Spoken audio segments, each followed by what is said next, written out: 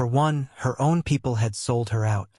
They had decided to give up a not very important royal they could afford to lose as a slave, and in the end, they chose her. That already raised the question of whether returning to such a family, who didn't see her as valuable, was something worth considering at all. And secondly, the eternal warlock of war could still very much be alive. If she returned to her people, she would undoubtedly land back in his grasp. Now, she needed to become strong enough to defeat him, if she ever wanted to return home. But returning home was another question entirely. Was it even worth it? That's quite the situation, Ryuk mused under his breath, and Aster nodded. True. I don't know if I even want to return to my race. They sold me out knowing I was of little value in the first place. And there's still that eternal warlock of war. Judging by his talent, and with so many years having passed, it's safe to say he would have increased even more in strength and risen quite high in the hierarchy of his race. I'd definitely be at his mercy if he saw me, she said, and Ryuk's expression tightened. So, you haven't decided what to do yet? I haven't. Maybe train some more, face him and kill him before he kills you, and after that maybe go back to your family and see if you can recon. He stopped short when he caught the look in her eyes.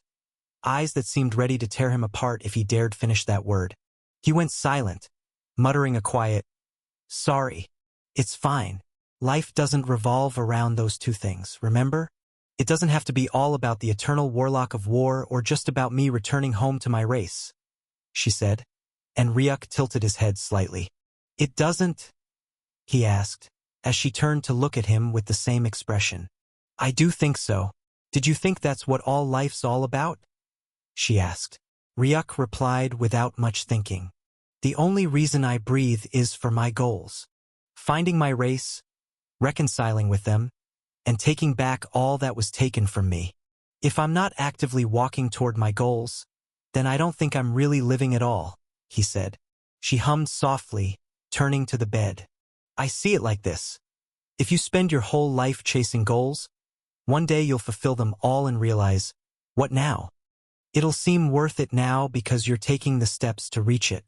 But once you're done, you'll only feel whole for a while before feeling empty again. Especially if you spent your entire life walking toward it, giving yourself no time to truly live.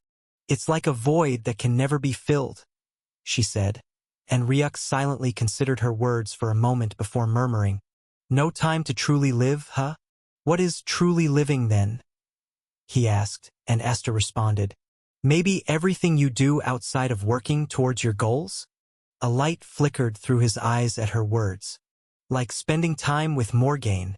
It was a quiet musing, but one that Astralaxia picked up on instantly. "Morgaine, as in the soon-to-be crowned Queen of the Fallens?" she asked, and Ryuk nodded. "Yes, she's a friend of mine, and we spend time together. I figured out some time ago that spending time with her doesn't really bring me closer to my goal or anything. But it's something I do anyway, and I enjoy doing it. Maybe that's your definition of living life?"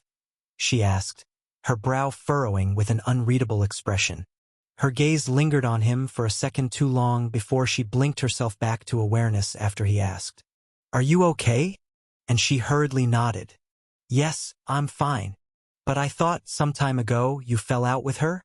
After her mother, the half-fallen one, placed a death bounty on your head." Ryuk nodded and proceeded to give a summary of how he reconciled with the half-fallen one and old Jack's ploy. About 5 minutes later, Aster could easily piece things together. "Oh, I get it now. Love is truly one way of experiencing life. I've heard of that at least. Never got to actually live it though," she whispered, hugging her knees closer to her chest. "Maybe it is. And you're quite old, right?" he asked as her expression tightened. "And what's that supposed to mean?" she asked. "I mean, if you're old, it means you've met many people, experienced many chances of loving someone. So, I guess you had a higher chance of seeing someone and loving them before. Hence, getting to experience what love is." She softly shook her head. "I loved my royal sisters at least. Well, until I was married off to that scum, and they all voiced no objection and did nothing. I've only ever harbored hate ever since then. and they're the only people I've known all my life," she said in a low tone, before continuing, "until I met you, and the group, at least. Oh, yes, after my race, you were the next person I met. You, Ryuk, and through you I got to meet Isha and Void. And over the last 4 months I got to meet Raksasha and Antares too," she said, and he smiled faintly. "You guys were the closest thing I've had to a true family. The closest I got to feeling loved was from Isha, though. Raksasha is playful and easy to get along with, but very mysterious. And Antares is quiet. You and Void are goofs that trouble me all the time," she added, and Ryuk's once bright mood dimmed, a shift that didn't escape Aster's notice. She giggled. "There's a funny way your eyes light up when you're happy, and then watching that light vanish so quickly. It's like the best thing in the world," she said, laughing softly as Ryuk humphed. "I'm not a goof." "Yes, you are. You've caused me so many headaches," she claimed, but then Ryuk turned to look at her and noticed her smile. "You don't seem too annoyed at that, though. Almost like you like it," he said with an evil grin as she rolled her eyes. "I'm not annoyed any longer. I was annoyed by your impromptu acts before the last Null invasion, though," she said. "You still angry I disbanded your organization?" he asked her, as she shook her head. "Not after I learned you only did that to save them all from dying," she said, and he nodded. "Maybe just try to reveal your plans to me, so I can know the reason behind things happening. You said we were in this together, remember?" she said as Ryuk paused. "And on the note of that, I'm wondering if that's no longer true, since the contract has now been dispersed," she added with a faint smile. One Ryuk didn't fully understand, yet somehow felt filled with sadness. "Aster, he tried to say, but no words left his lips. "It's fine, Ryuk. I understand we had our terms, and we've reached the end of the deal. It's all closed now. I'll hang around Isha for the day, and tomorrow I'll take my leave," she said, stepping down and planting her feet back onto the ground as she rose to her full height. "Have a good rest, Ryuk," Aster said, before disappearing through the glass door. Ryuk's hand unconsciously reached out, but he soon noticed and slowly pulled it back, resting on his back. Her words echoed in his mind. "Or is it no longer true that we're in this together, because the contract has now been dispersed? We signed the contract after agreeing to the terms, and now it's over. Yet why?" He silently thought to himself as he stared up at the blank ceiling. Then, he felt a faint thump on his hand, followed by 2 more taps, and he muttered, "Throne shift."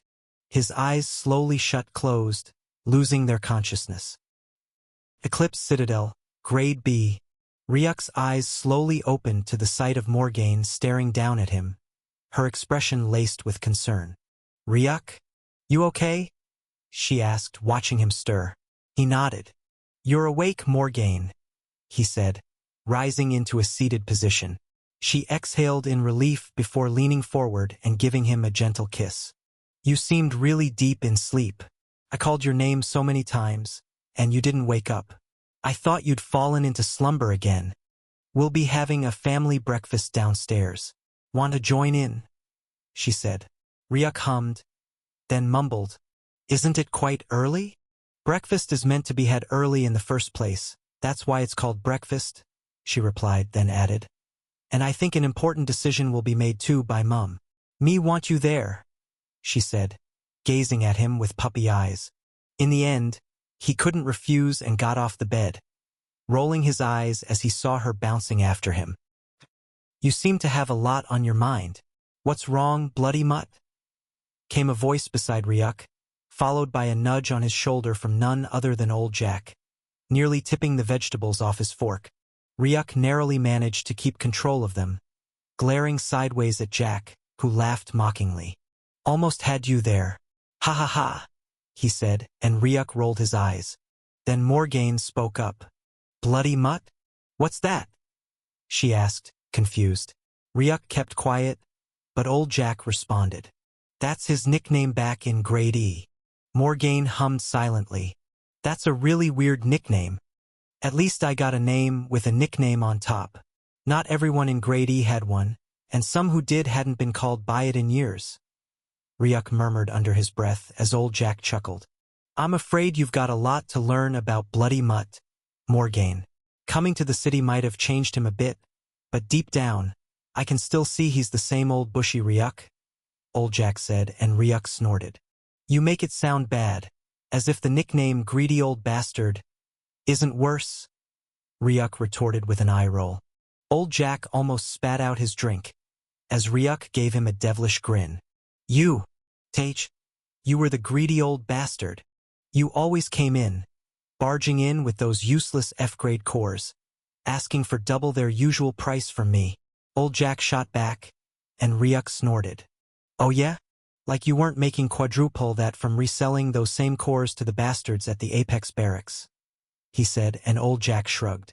I had to get paid for my hard work too. TSK. Hard work, yeah right. The only hard work I ever saw you do was puffing on smoke all day long. Sounds like someone's jealous?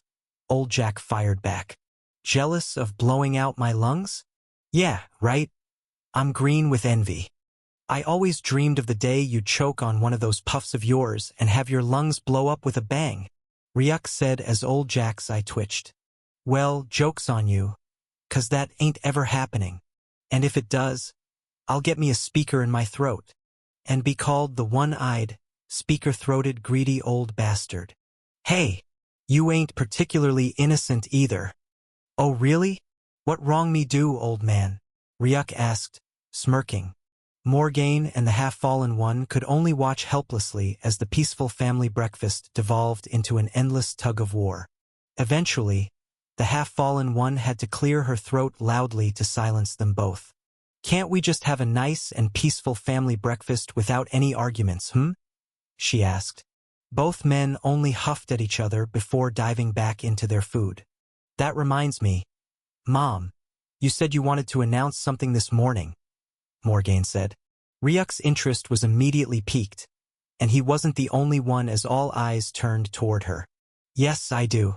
And that is, the fallen angels will soon be returning to our original worlds.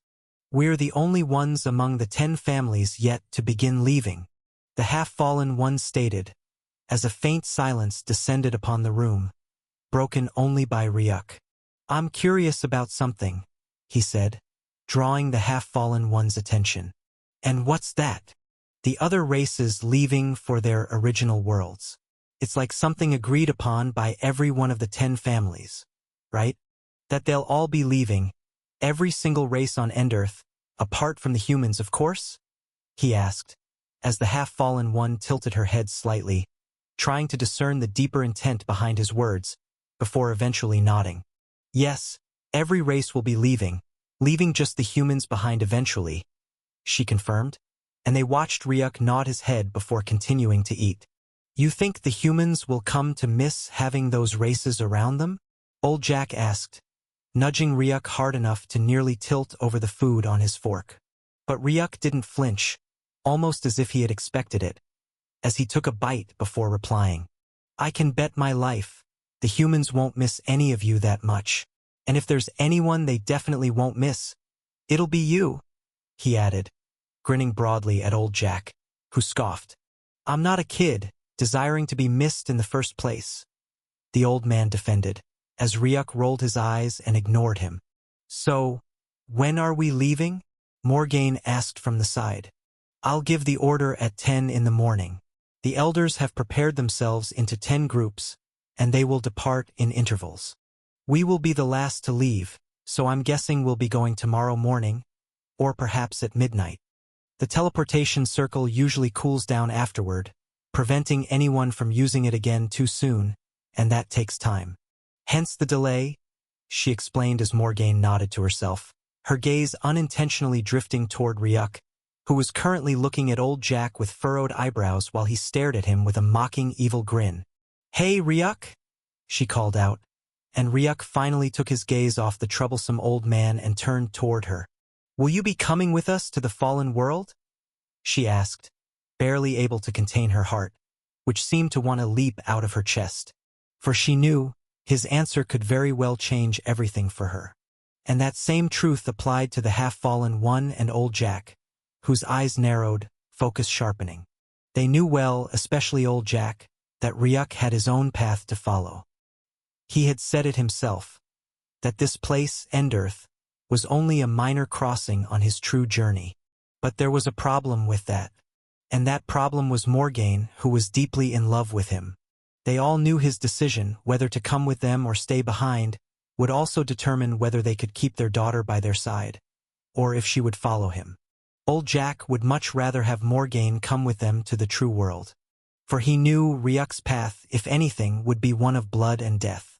Something no sane man would wish for his daughter. Especially after just starting to reconcile with her after 50 years of being absent from her life. And the same could easily be said for the half-fallen one. So, they all held their breath, waiting for Ryuk, whose brow didn't twitch in the slightest as he dipped his finger into the tender meat and replied, "I will be coming with you," he said, then took a bite, closing his eyes to savor the taste as he gave a mild nod, no doubt enjoying it. "But Ryuk, what about you? What about your goals? I understand your love for Morgaine and I agree with it. But if you choose to leave with us, we all know that'll affect your goals more than anything. I don't want you to feel burdened and abandon your life mission, just because she's with you," old Jack said, as Ryuk opened his eyes and turned to Morgaine. "Earlier this morning, Morgaine, you called my name while I was asleep, probably very loudly, and I still didn't respond until you touched me, right?" he asked, and she nodded, remembering the oddity from this morning. She had woken up before Ryuk to get dressed and help her mother with breakfast. But when she had returned and called his name, he had remained completely unresponsive, until she tapped him more than thrice before he finally woke up. "The truth is, I have a pretty special skill. Kinda like a clone ability, you could say," he said, and the room's attention focused on him.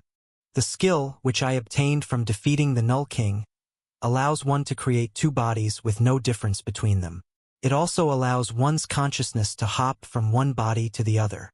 Right now, this is one of my bodies, sitting here with you all, and my second body is in grade C," he said as they hummed, but then old Jack asked, "And you said it allows your consciousness to move from one body to the next, meaning that," he said, pausing. "Yes, only this body is currently alive. The other one is slumbering right now. That was what happened this morning," he explained, and Morgaine's eyebrows arched. "So while it seemed like you were asleep, you were actually in the other body, and only when I tapped you did you feel the call and switch back here?" she asked, and he nodded. "While the clone skill is incredibly useful, it could cause problems unless they understand why I occasionally zone out completely. I have to reveal it to them if things are going to work out," Ryuk muttered internally. He would have loved to keep his clone skill a secret. But he knew that if he never revealed it, old Jack, the half-fallen one, and Morgaine would always feel like he had abandoned his own goals just to stay with them. They would always think of themselves as burdens to him, especially after how he had made it very clear to follow his goals through. And occasionally, if Morgaine called for him and he didn't respond because he was in his other body, it would look bizarre, and might even cause emotional strain, especially during times when switching bodies wasn't an option. That was why he felt he needed to reveal it, if he wanted to prevent misunderstandings. And truly, revealing it made old Jack and the half-fallen one subtly exhale in visible relief. "I have something that bothers me a bit, though," Ryuk suddenly stated as they turned to look at him. "With every race leaving for their world, and the Fallens choosing to do the same, can we be sure that their original world will accept them back with open arms?" he asked, his brows tightening slightly in concern. "I mean, it's been more than a century since the rift opened into the other world and sent any of the races in here, and I think their original world would have probably marked them all dead already from the unexplained phenomenon. If you all suddenly return after 2 or 3 centuries, how certain are you that they'll smile and allow you into their ranks once more? To accept that the people they have termed dead are now back and living? And since there's no change of mind or a return portal back to Indita in case of rejection, I think it's a question that must be well considered, as they could very well end up in chains or tagged as an anomaly on their return, and they'll eventually be trapped in their own world too," Ryuk said, before casually taking a bite of his food with his fork. But while he was relaxed, The same couldn't really be said for Morgabine. She turned to look at her parents and saw that they weren't as worried as she was. Your question is an important one, and it's already been considered by the 10 families, the half-fallen one said, and Ryuk nodded. He had expected it to be something they must have already thought through, but better to be safe than sorry. And to be fair, the original world truly would be alarmed that the people who had been lost to a particular phenomenon have all been allowed in. I guess it will be up to them to figure out how they'll convince their own people. But we Fallens will have no problem. Our world is more advanced and already aware of the phenomenon. As much as it may seem unbelievable, there are some high-ranking people back in the true world who look up at the sky expecting us to one day return. This will be nothing but a dream come true for them. So we'll be fine. The Fallens at least. As for the other races, I don't know much, but I also don't care much, she said, as Ryuk chuckled at her uncaring attitude before nodding. Good to know. Then it's settled? We'll be leaving for the fallen world. As a family? She asked, and they all nodded before they continued their family breakfast. A void. A darkness deeper than darkness. Silence overshadowed all, its supreme king. But then, it faintly stirred as two beings appeared in the void. Yet, even though they were but an anomaly, they seemed as if they had been birthed by the void, or as if they were the void itself. They were pitch black. So black they almost melded perfectly into their surroundings, clad in robes darker than the darkness itself. A trio. But if there was one thing easily noticeable amongst them, it would be their eyes. Crimson red, scanning through the entire void as they remained motionless for a while. Then, slowly, silently, they began to descend through the void. They continued endlessly downward, time and distance unknown, until eventually, they came to a stop. Beneath their feet lay a pitch-black platform with cracks where a certain liquid flowed. A crimson-red liquid. Slowly, their hands phased out from the robes, revealing ginormous claws. Claws that seemed powerful enough to cleave entire worlds apart, covered in crimson-red runes. Slowly, one of their clawed hand, the left one, went to their chest as their heads silently bowed before words rang out. O Fortis, cavastitatum faithvorgeth transgressus es. O mighty one, who has crossed the desolation of faithvorgeth. Nuntium grave tibia tullimus, quot tibi magni momenti esse putamus. We have brought you a serious message, which we believe is of great importance to you. Quiso, ausculta vocationem nostram. Please heed our call. Their voices echoed through the darkness, the sound like iron scraping against iron, echoing far into the dark void, like the cries of thousands of demons. But at the end of it, clatter. The sound of chains clattering rang out heavily, almost as if something was being unfurled. A spine-chilling noise, as could be guessed from the trembling bodies of the three entities. Then something slowly uncoiled itself from the darkness. Something so dark, it was like only it held illumination in this pitch darkness. What was horrifying was that only what seemed to be its head emerged from the darkness it resided. A face slowly came down from the sky, staring at the three. The sound of their bones quivering echoed through the void, a silent testament of fear. And then came the words so thick, the entire void trembled under its weight. Locere, et solus ego judicabo and verba tua sint digna gravitatis me. Speak, and only I shall decide if your words are worthy of my seriousness. His words brought with them the clanking of chains, as the three dark entities, still bowed, spoke out their message. Septima calamitas, Zarkul. The seventh calamity, Zarkul, tabulum vitae amisit, has lost his life-plate, post incursionum triumphalum in orbum, after a conquering raid on a world, orbum, quem suspicamurium tenuis, a world we suspect may have held him, filium Thaith-Vorgeth, the son of Thaith-Vorgeth. After these words, the sound of clanking chains rang out once more powerfully, shaking the entire void.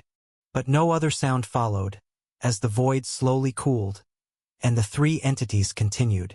Carpus perditae, the body of the lost one, Chue signum impessuamus, on which we had affixed a signal. I am signum non reddit, no longer returns any signal. Quasi, as if, systema osseum evanuerit, the skeletal system has vanished, aut receptum sit, or been reclaimed. They ended, and the entire void fell into a silence. A deep, oppressive silence, worse than it had ever been before. One that gnawed at the mind, a warning of life-taking danger. And it continued, seemingly eternal, until it was broken. A voice that sent all three into full-body shudders, their spines tightening in horror, an overwhelming sensation of death. Verba tua gravitatem non tement, ideo duo ex vobis delebuntur. Your words do not hold weight, and therefore, two among you shall be erased. His voice echoed like the divine judgment of a demonic king, one that could not be escaped, refused, or negotiated with. An instant later, two of the trio immediately raised their claws. Their limbs trembled, as if beyond their control, and their heads jerked downward, pressing into the ground. But then, they tore through their own necks as blood burst through the void, mixing with the crimson already soaking the ground. Of the trio, two were now headless, dark blood spurting from their necks as they slowly collapsed sideways. Their bodies instantly became puddles of blood that were swiftly absorbed by the pitch-dark ground. What remained of their bones floated into ash, leaving only their robes as the final proof of their existence. Clatter! The sound of bones clattering rang out from the only one still standing. Then, a piercingly cold and absolute voice followed. Ipsum spectamama calamitatum Zarkul. Him, the seventh calamity Zarkul. Mors sola convenit ius ruini. Death alone is fitting for his downfall. Fatum dignum. Ei ca esse supra cladum putavit. A worthy fate, for he who thought himself above defeat. Stultus est. He is a fool. He spoke in his piercing voice, the only thing to respond being the sound of bones trembling from fear. Cum verbis mais redistis. You return with my words. Quinta calamitas et septima calamitas uem persequantur. Filium Theithvorgda, et animum ius regicant. The fifth calamity and the sixth calamity are to go after him, the son of Theithvorgda, and bring back his soul. As for him, the seventh calamity, Zarkul, his death is the only thing befitting his defeat. A suiting ending for the unworthy one who claimed he had learned the law of undefeat. He's but an unworthy fool among the seven. His words rang out through the void, followed by the sound of chains clattering as the gigantic head slowly withdrew back into the darkness. The only surviving demon bowed his head deeper and responded. Mandata tua ad impleta sunt, o superstite caedis tet vorgtach. Your orders have been fulfilled, O survivor of the carnage of Theithvorgda. And in an instant, he slowly floated upward from the void, remaining in his bowed position, not daring for even a moment to lay eyes upon the entity as he faded into nothingness. Silence followed for a long while, until the sound of chains clattering rang out once more. Then the words came again. O Theithvorgda. O Theithvorgda. Captivis yes. Imprisoned you are, et tamen. And yet, sanguis tus inter nos tumultum serit. Your blood sows chaos among us. Vir, have sanguinem quides. Truly, you carry the blood of carnage. Said, finitum est. But, it is over. Fatum sanguinis quides. The fate of the blood of carnage. I am paractum est. Has now come to an end. So, this is where you're hiding, huh? The voice echoed out through the wide-open space as a figure slowly rose up the stairs. It was none other than old Jack, his gaze lifting to see Ryuk's back, staring down from atop the castle. Here to disturb me again, old man? Ryuk said without turning. Old Jack chuckled before walking forward to stand by his side. Depends if you're acting like a kid. Bloody mutt, he replied, nudging Ryuk's shoulder. The younger man only rolled his eyes. You can't be helped, old man, he muttered. Old Jack grinned, as pulled out a cigarette, but paused as he turned his gaze toward where Ryuk was staring.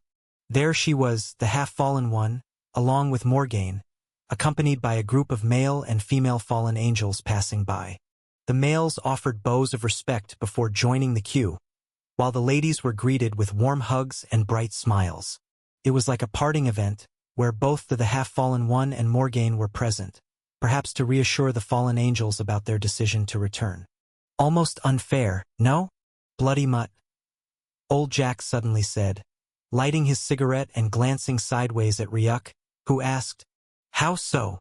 "The males have to bow and smile, and all they get is a wave, while the ladies get deep hugs and the best of smiles. And we, me and you, are up here in the background.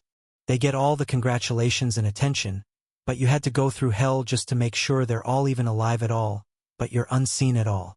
One could argue it's a bit unfair.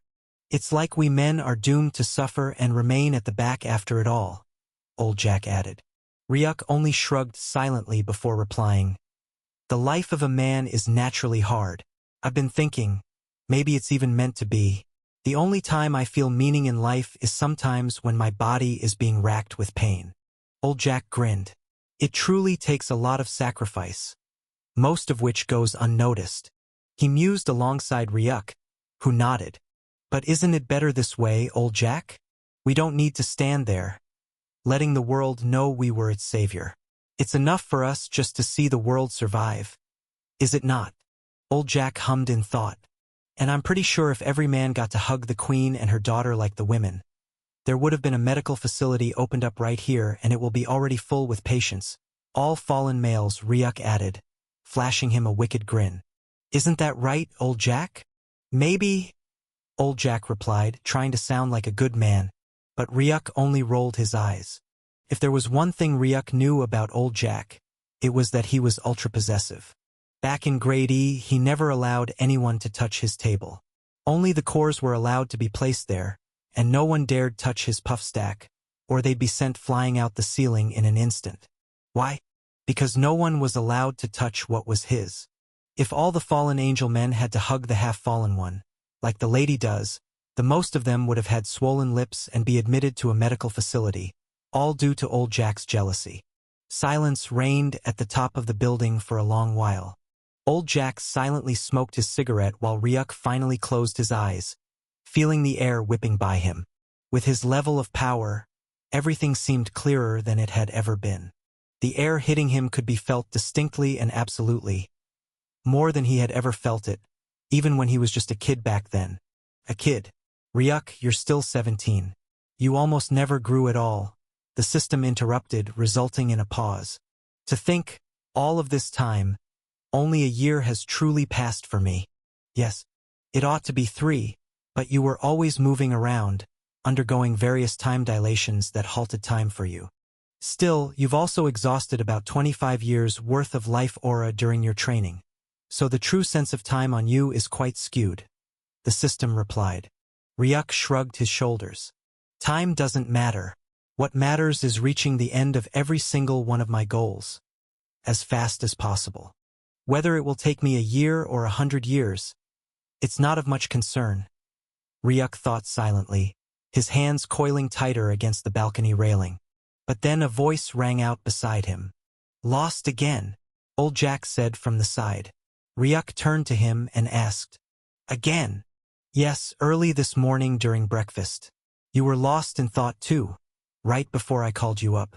Like something was bothering your mind," he said as Ryuk's brows drew together faintly. "Although, I guess that was due to your thoughts of whether the new world will accept us back without any problems," he added, and Ryuk nodded before asking, "Tell me, Old Jack, how's the new world? I mean, the true world of the fallen angels. Is it like Endearth?"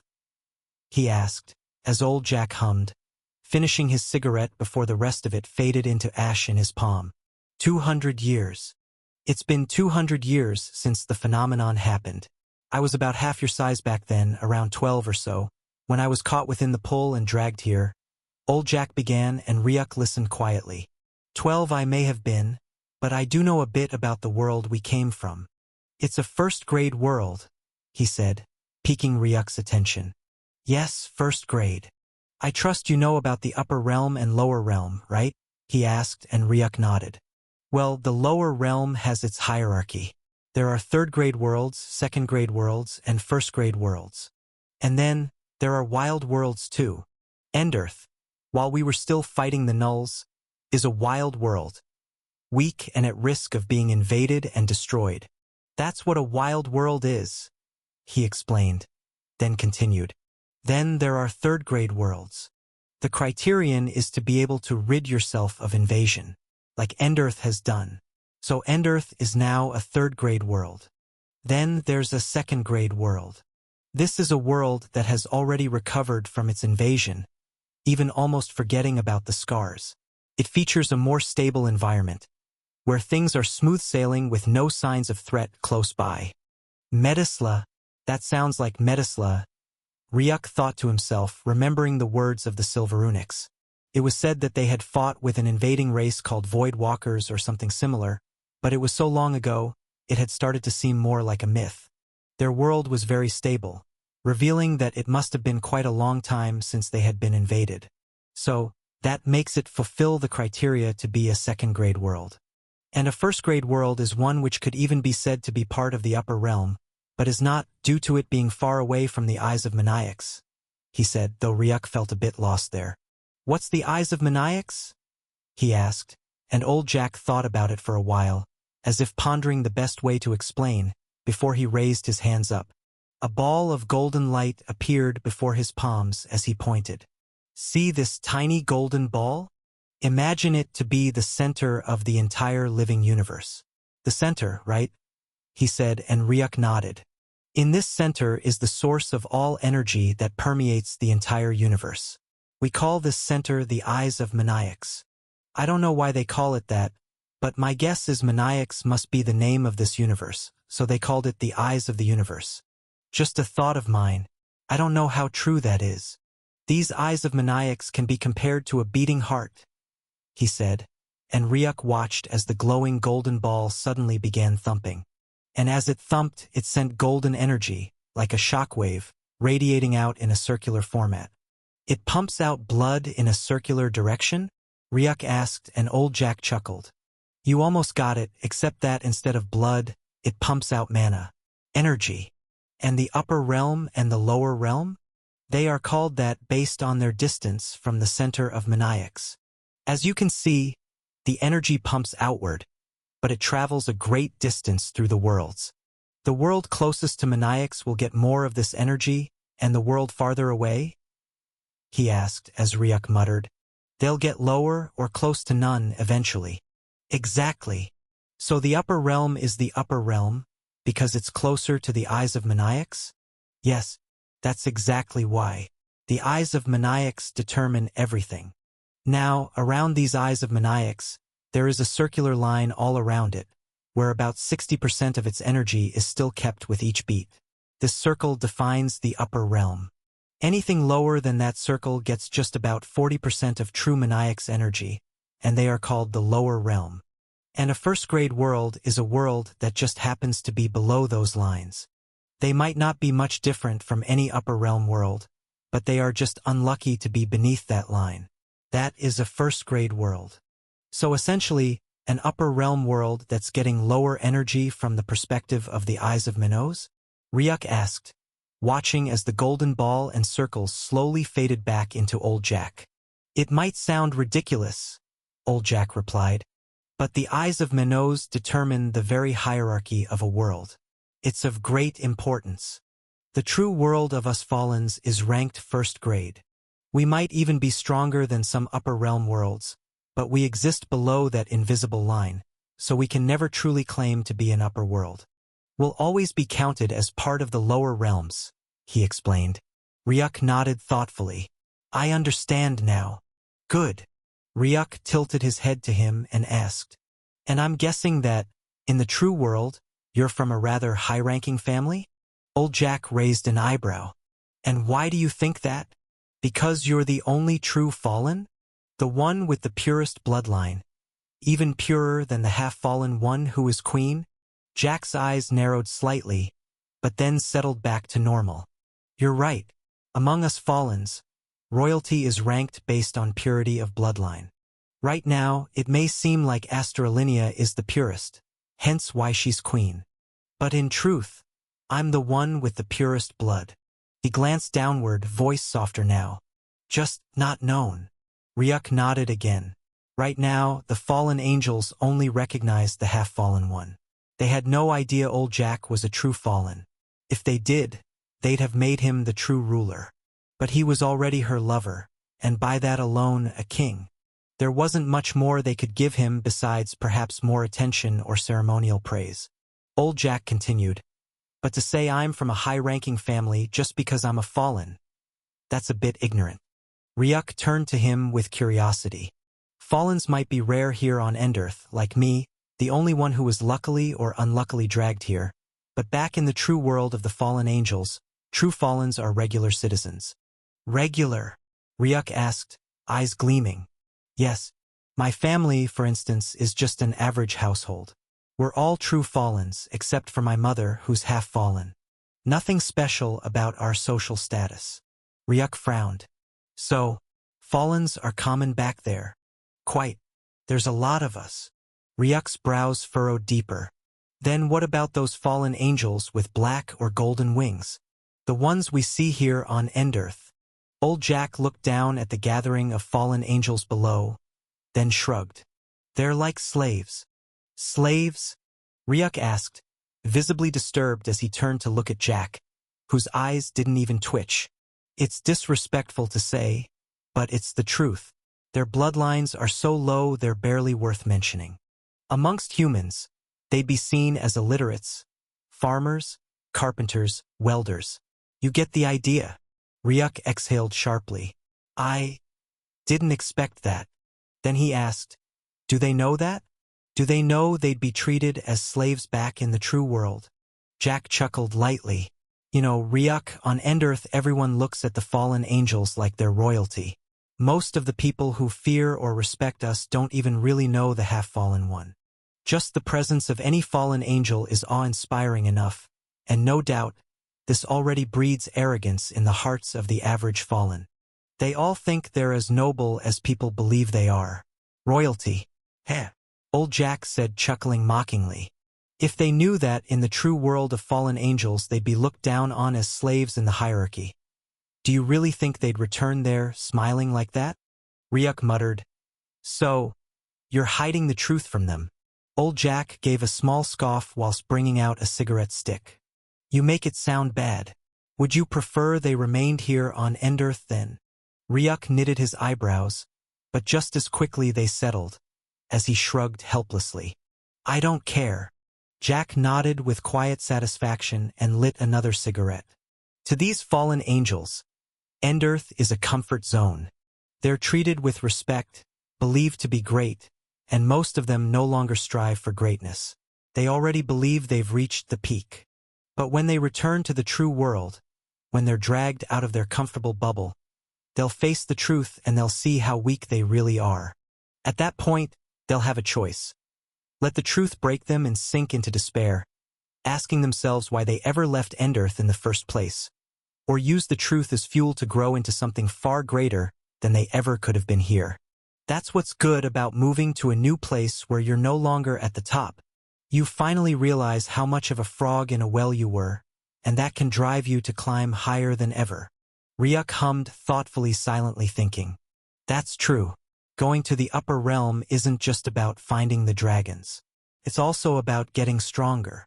Those in the higher realms should no doubt be more powerful than anyone here on Endearth.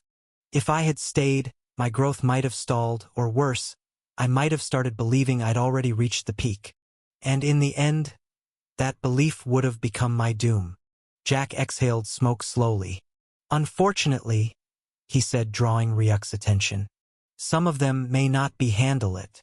The pressure breaks them. They try to return to being the kings of the well, which is technically impossible since there's not a return portal back to Endearth. The result, Ryuk muttered. They grieve and die inside. I call it the living death. Whatever the case, it's not something I can be blamed for. Ryuk gave a low hum, then asked, tell me more about the hierarchy. If Fallens like you, those with the purest bloodlines here on Endearth, are just regular adults in that world, then who's above them? Who are the true royalties? Who are the ones above us, Fallens, huh? Old Jack said as he removed the cigarette from his lips before puffing out the gas. Then he turned to Ryuk and asked him, "What are we called again? Fallen angels?" Ryuk replied, "Right. Now look at it. Fallen angels. What do you think is above us, fallen angels?" he asked as Ryuk furrowed his brows before responding. "Rising angels?" Old Jack almost choked on his cigarette, coughing intensely while wheezing with laughter. "You're an idiot. Cough. Cough. You know cough that, right?" he asked. Ryuk shrugged his shoulders helplessly. "What? It's my best shot," Ryuk replied. Old Jack finally stopped wheezing and then dipped his hands into his pockets, bringing out another cigarette and preparing to light it. "You do know that thing will be the death of you one day, right? You just almost died choking on one, and now you're lighting up another one," Ryuk said, looking at Old Jack as he lit his smoke, inhaling before exhaling the smoke in relief. "Hey kid, I've been smoking before you were born, and yet you still choke on a cig even after all these years and experience," Ryuk said with a click of his tongue. Old Jack shrugged. "You're the one who almost made me choke to death. So far as I steer off your bad luck, I'll be fine," he said as he puffed another smoke, and Ryuk could only roll his eyes. The man can't be helped. "And what were we saying? Something about risen angels?" Ryuk asked. Old Jack nodded. "You're right, except they are not called risen angels. Remove the risen part and you'll get what you ask for." "Angels, huh?" Ryuk mused with a thoughtful expression, but then Old Jack paused as his eyes gleamed. "That reminds me of some articles I saw here on Endearth during the early days. Records of angels. Ha ha ha ha. There were a lot of speculations the humans had about us. What I'm most surprised by, though, is how they even laid their hands on anything about our existence." "You know about angels too, right?" Old Jack asked. Ryuk shrugged. "I don't know. Tisk, of course, blockhead. You never went to school after all," Old Jack said as Ryuk's eyebrows twitched. "Just so you know, old man, I went to the same school as your daughter. Yet, you're not even a quarter as smart as her. Seems like you were flunking class all year long," Old Jack said as he took another inhale whilst giving Ryuk an angled side glance. He then finished by exhaling it out before adding, "Why am I not surprised, though?" He watched as Ryuk's gaze trembled repeatedly until the air around him began shaking wildly. But he only grinned even more mockingly at him, watching as the young man seethed, but eventually he exhaled deeply before turning his back. "I'm done here. Thank you for the annoyance, old man," he said as he pocketed his hands, continuing into the distance. Old Jack chuckled mockingly, watching as he stepped off the building and shot into the sky. "Don't break a leg, okay?" he shouted after him as Ryuk, in the air, squinted once more. "I didn't even break a leg fighting Zarkle, a null calamity. And you think, tch," he muttered before continuing far off into the distance. Hours later, Ryuk did nothing but wander through the sky, eyes scanning here and there. Most of the conversations below were about the other races talking about how they would be leaving soon. It was quite popular and joyful news since they were taking it through many grades.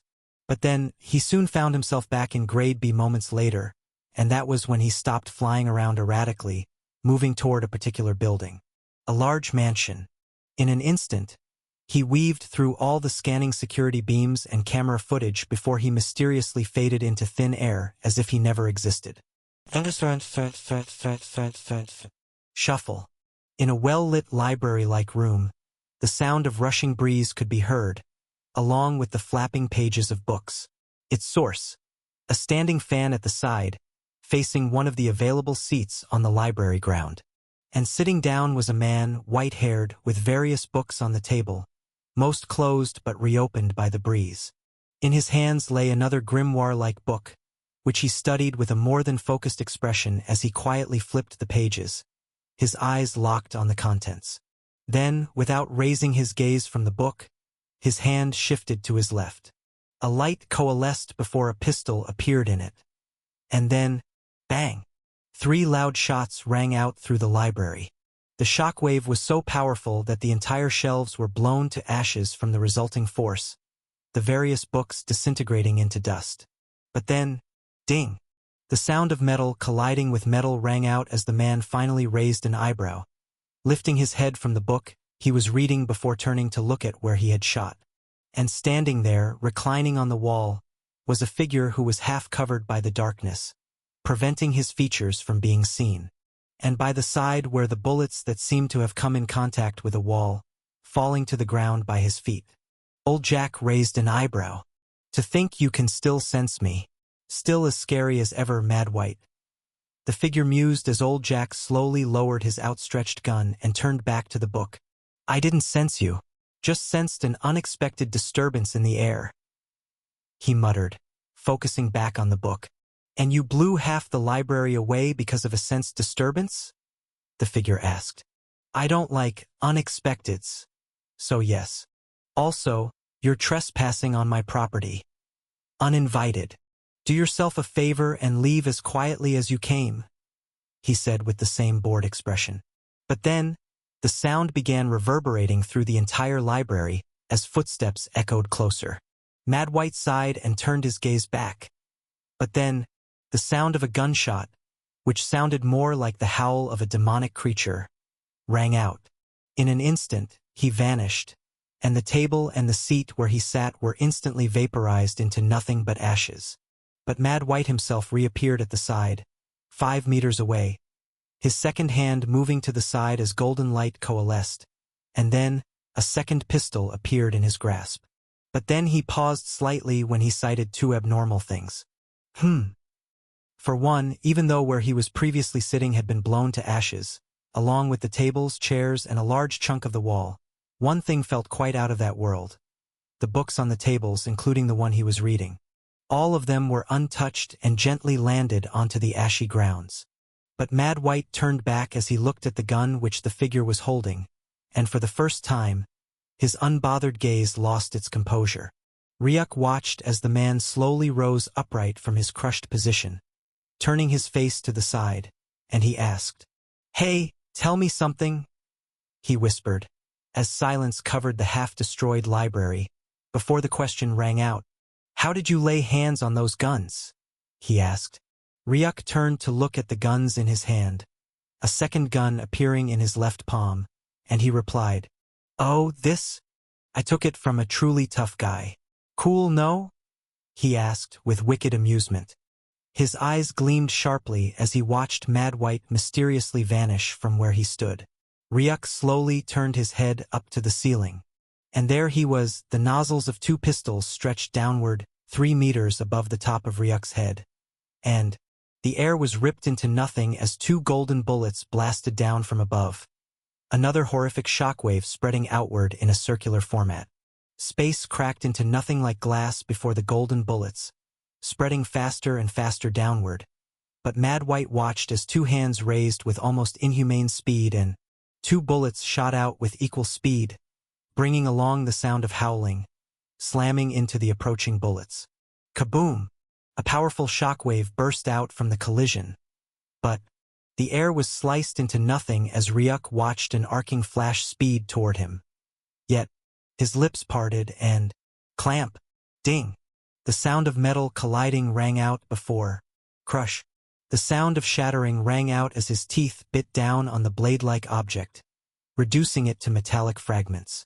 Turning forward, he was faced with a new sight. About a dozen more pitch-black shuriken flashed toward Ryuk, who took a single step backward, faintly hovering 20 centimeters from the ground, and vroom! The air shook heavily as Ryuk's body turned into 6 in an instant, each moving out of the path of the shuriken. Step! He landed back onto the ground with a single step, all 6 images coming to solidify into one. But, beep! The sound of beeping rang out behind him. He turned to the sight of the shuriken embedded in the walls, blinking with red light, and, kaboom! They exploded. The shockwave threw him off his feet as he was blown forward erratically. But his gaze sharpened, and he turned his head forward to face the magnifying hand that gripped at his neck. Bang! The entire floor where they both stood caved in as a hand smashed Ryuk into the ground, the entire ground enveloped with cracks. A split second later, it gave way. He helplessly smashed downward for 3 more floors before finally crashing into the 4th floor, which finally bore his weight. But he was given no time to rest. In an instant, his head moved to the side.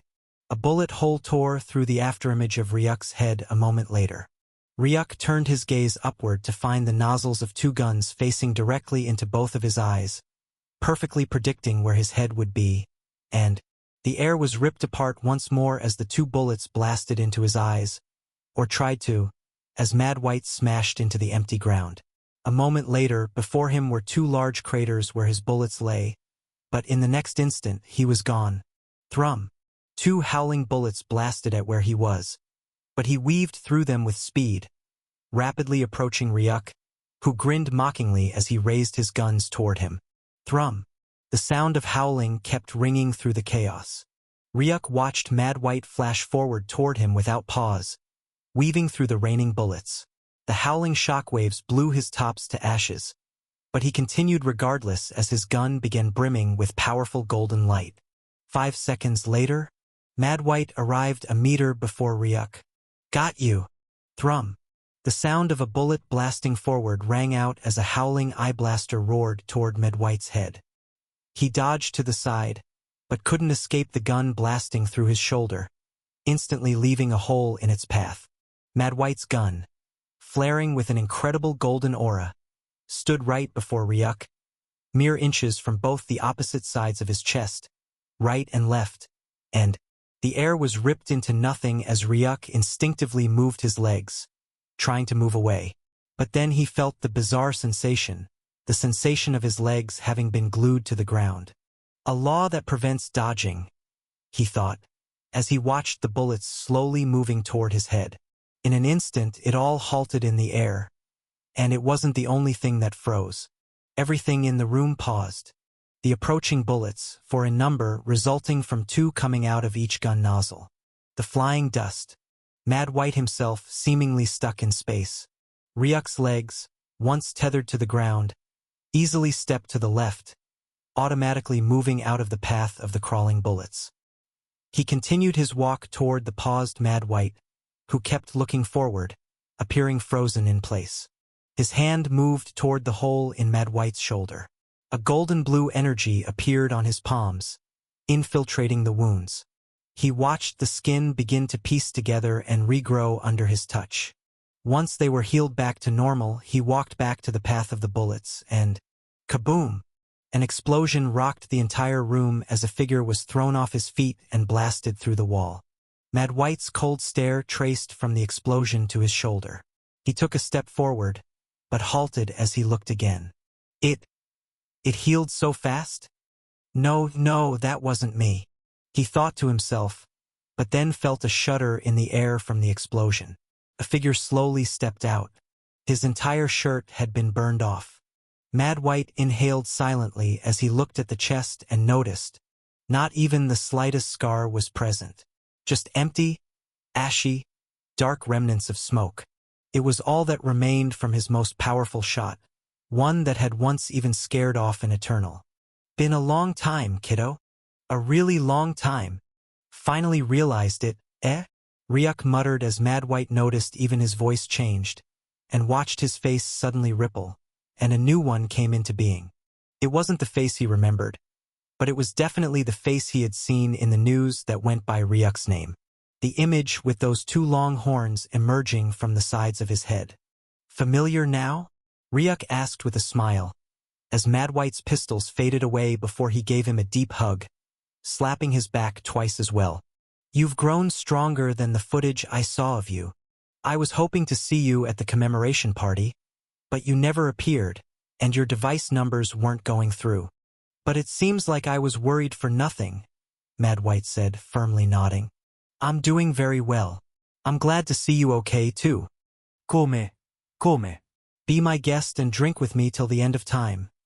Mad White said with one of those boisterous laughs before he dragged Ryuk out of the collapsed room, his arms slung over his shoulder. Don't tell me you put one of those things in my drink again, Ryuk said, as the glass hovered a few inches from his lips. Mad White rotated the cup between his fingers, creating a mini whirlpool in the glass cup. Put what in your drink? It's just a little bit of alcohol. It won't kill you, he said with a grin, but watched as Ryuk placed the cup back down. His gaze scanned through the dozens of bottles before him, and he finally picked one. An ordinary wine. He popped open the cap and poured it into his glass before drinking, a satisfied expression on his face. What's with you and alcohol, kiddo? Mad White asked with a raised eyebrow and a disappointed expression. I know you just love to see me drunk and helpless on the floor. I won't fall for that this time, Ryuk replied as he looked at Mad White, who clicked his tongue and continued to drink. I heard eventually we were asked out of the war. All the human soldiers, Ryuk said, and Mad White nodded. As much as I hated that, it was true. As the invasion numbers grew, we were becoming more and more like cannon fodder. Eventually, we stepped off to the sidelines. It was for the best, though. Many lives were saved by that decision.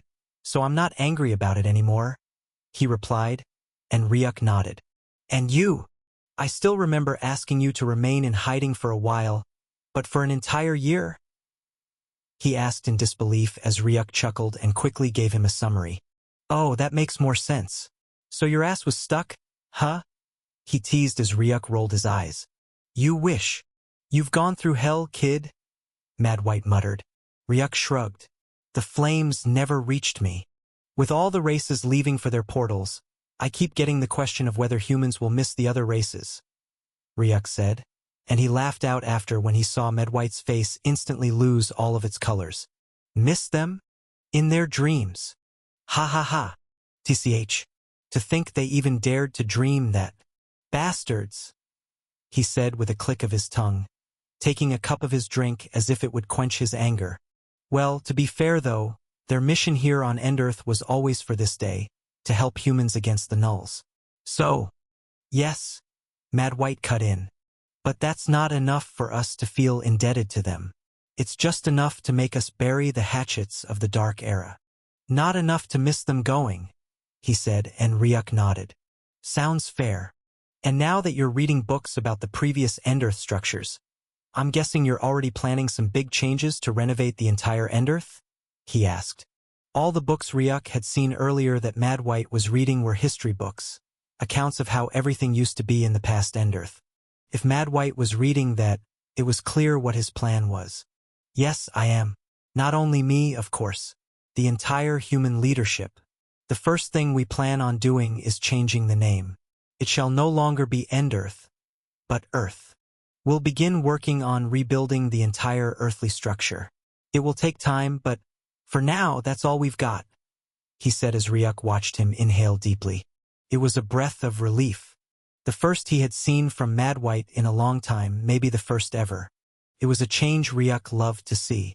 What about you, Ryuk? You staying? He asked, and Ryuk paused a bit. But it didn't last long before the voice rang out, interrupting his new train of thought. Don't think too much about it.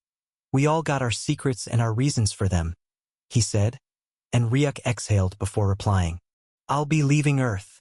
I don't really belong here. Bullshit. You belong here more than any human ever will. He cut Ryuk off. That's fair. If I get in a pinch, you can at least rest assured about where I'll be coming to hide away, Ryuk replied, and Mad White grinned. And we'll be waiting. You sure you know where you're going, though? If you don't, better take this, he said, stretching his hand out to Ryuk. It was a cube-like box, small and fitting in Ryuk's palm. It slid on the table as Ryuk caught it. He raised it in his hands, feeling its lightweight structure, but his attention was drawn to the little button at the center. He pressed it, and a holograph bloomed into the air before him. It was a solar system, Endearth marked and flaming with many other planets around. Ryuk could sense around 45 others far from Endearth, flaming with different colors. That's the outer map of space around Endearth. It doesn't cover everything, of course, but at least if your jet crashes, you can find a world with the nearest life aura around and get to fix things with either your negotiation skills. And if that fails you, well, you always got something better, Mad White said with an evil grin, drawing Ryuk's attention. And what's that? Your guns. He grinned at his joke as he looked at Ryuk's downcast expression. But then an idea came to Ryuk and he spoke up. Speaking of the guns, he brought out the weapons. He was about to continue when, not anymore. Ha! You want to complain about how the Abyssal Howlers drain your bloodline energy, right? Well, you don't need to anymore. That was only an issue when your bloodline energy was too low. Right now, even if you kept firing the most draining bullets from that gun, it would take approximately 523 years for your current bloodline energy to be depleted. Are both really incredible, Ryuk said to Mad White, changing his words at the last second as Mad White turned to look at them.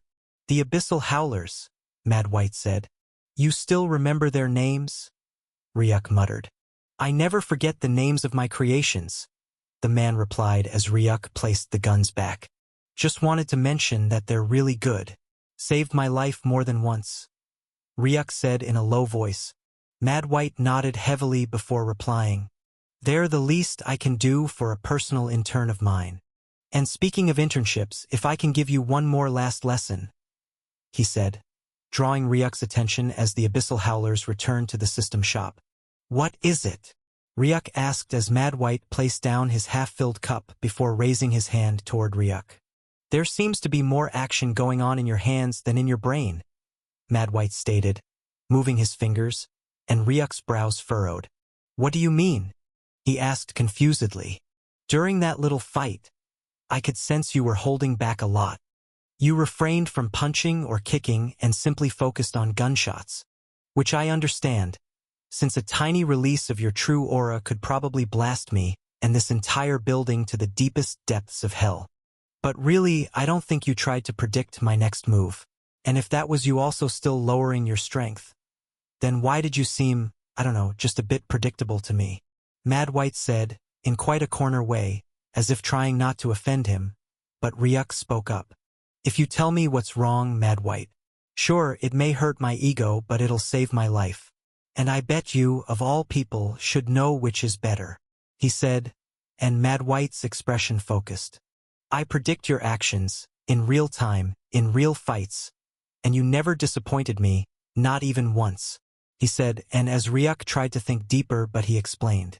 When I shoot, I imagine how you'll dodge, and you dodged exactly how I wanted you to dodge. When you collapsed through the floor and I shot a single bullet, I imagined you would move your head to the left. And guess where you moved your head?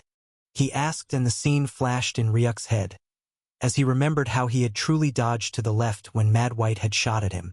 And when I throw a move and you react the way I want, you know what happens, my next attack becomes more precise.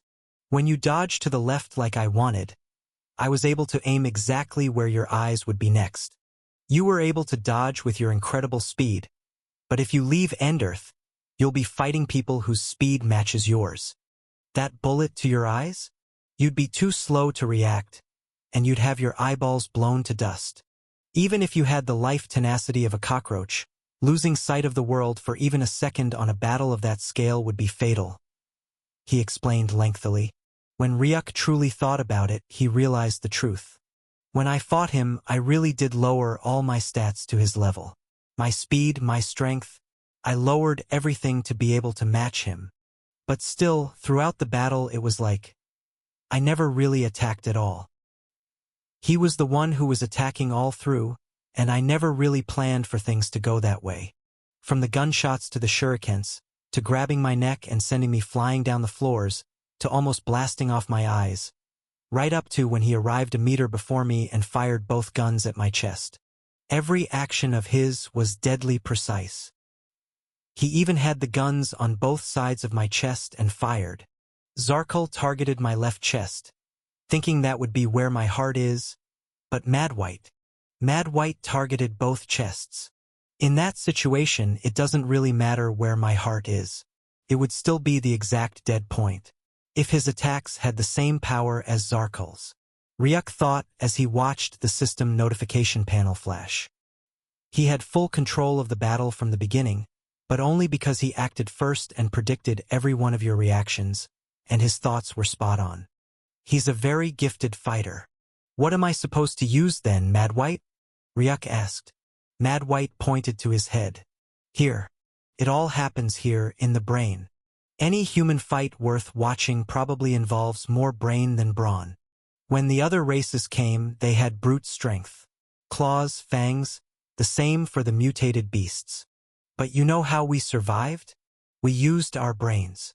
That was the one thing we had better than mutated beasts or other races.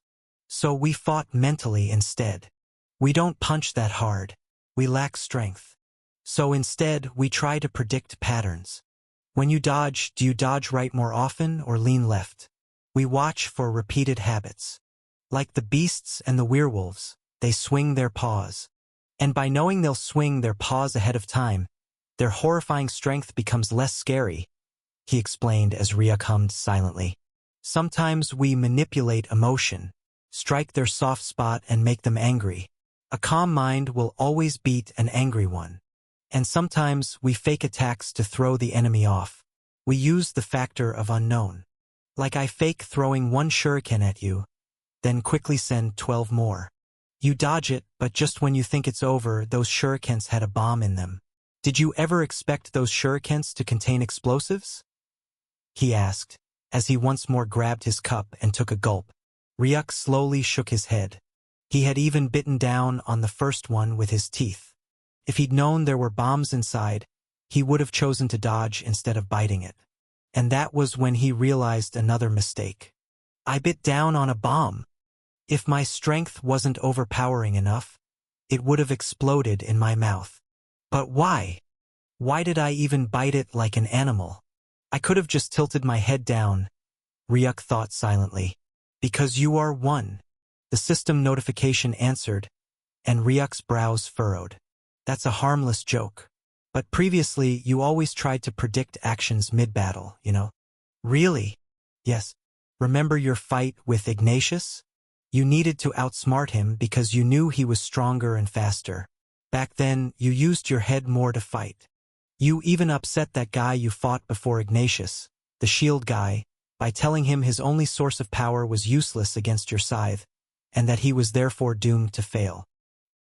He grew frantic afterward, and that signed his own loss.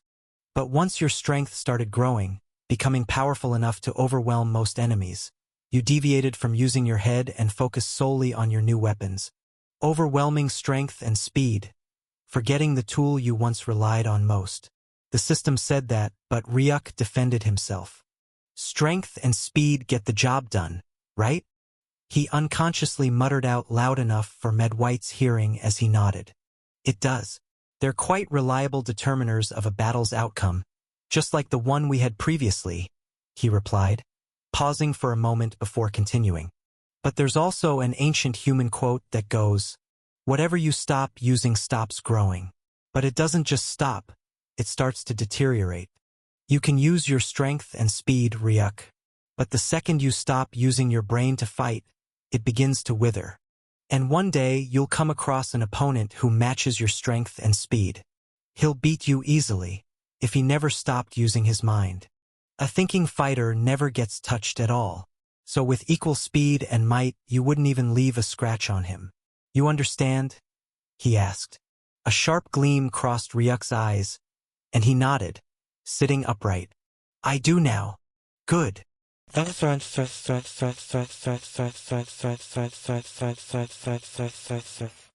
11 hours later, click, a faint sound echoed as the handle turned, followed by the smooth hiss of glass sliding along its track. Step. The soft sound of footsteps, barely audible, rippled through the room. Click. A lamp was switched on, suddenly casting a warm glow through the space. It revealed a cozy-looking bedroom. Sitting on the bed was a golden-haired lady, her brow arched at the one who had just entered. Sneaking in, she said aloud to Ryuk, who smiled helplessly as he shut the glass door, this time letting it close with a normal, slightly louder sound. He stepped into the room and soon crawled onto the bed. "And where have you been all day?" she asked as she clicked the lamp off, leaving only the soft moonlight streaming through the glass panel. "Someone's worried?" Ryuk teased, getting under the mattress while kissing her forehead. She smiled sweetly, but replied, "No, I'm not. I just want to know why." "You remember my mentor Mad White?" he asked, and her brows knit together as the image of the white-haired man came to mind. "Yes, I do. I went to say goodbye, since we'll be leaving soon," Ryuk replied. She looked into his blue eyes before responding. "When you say that, you make it sound like you two were really close, like he was more than a school mentor."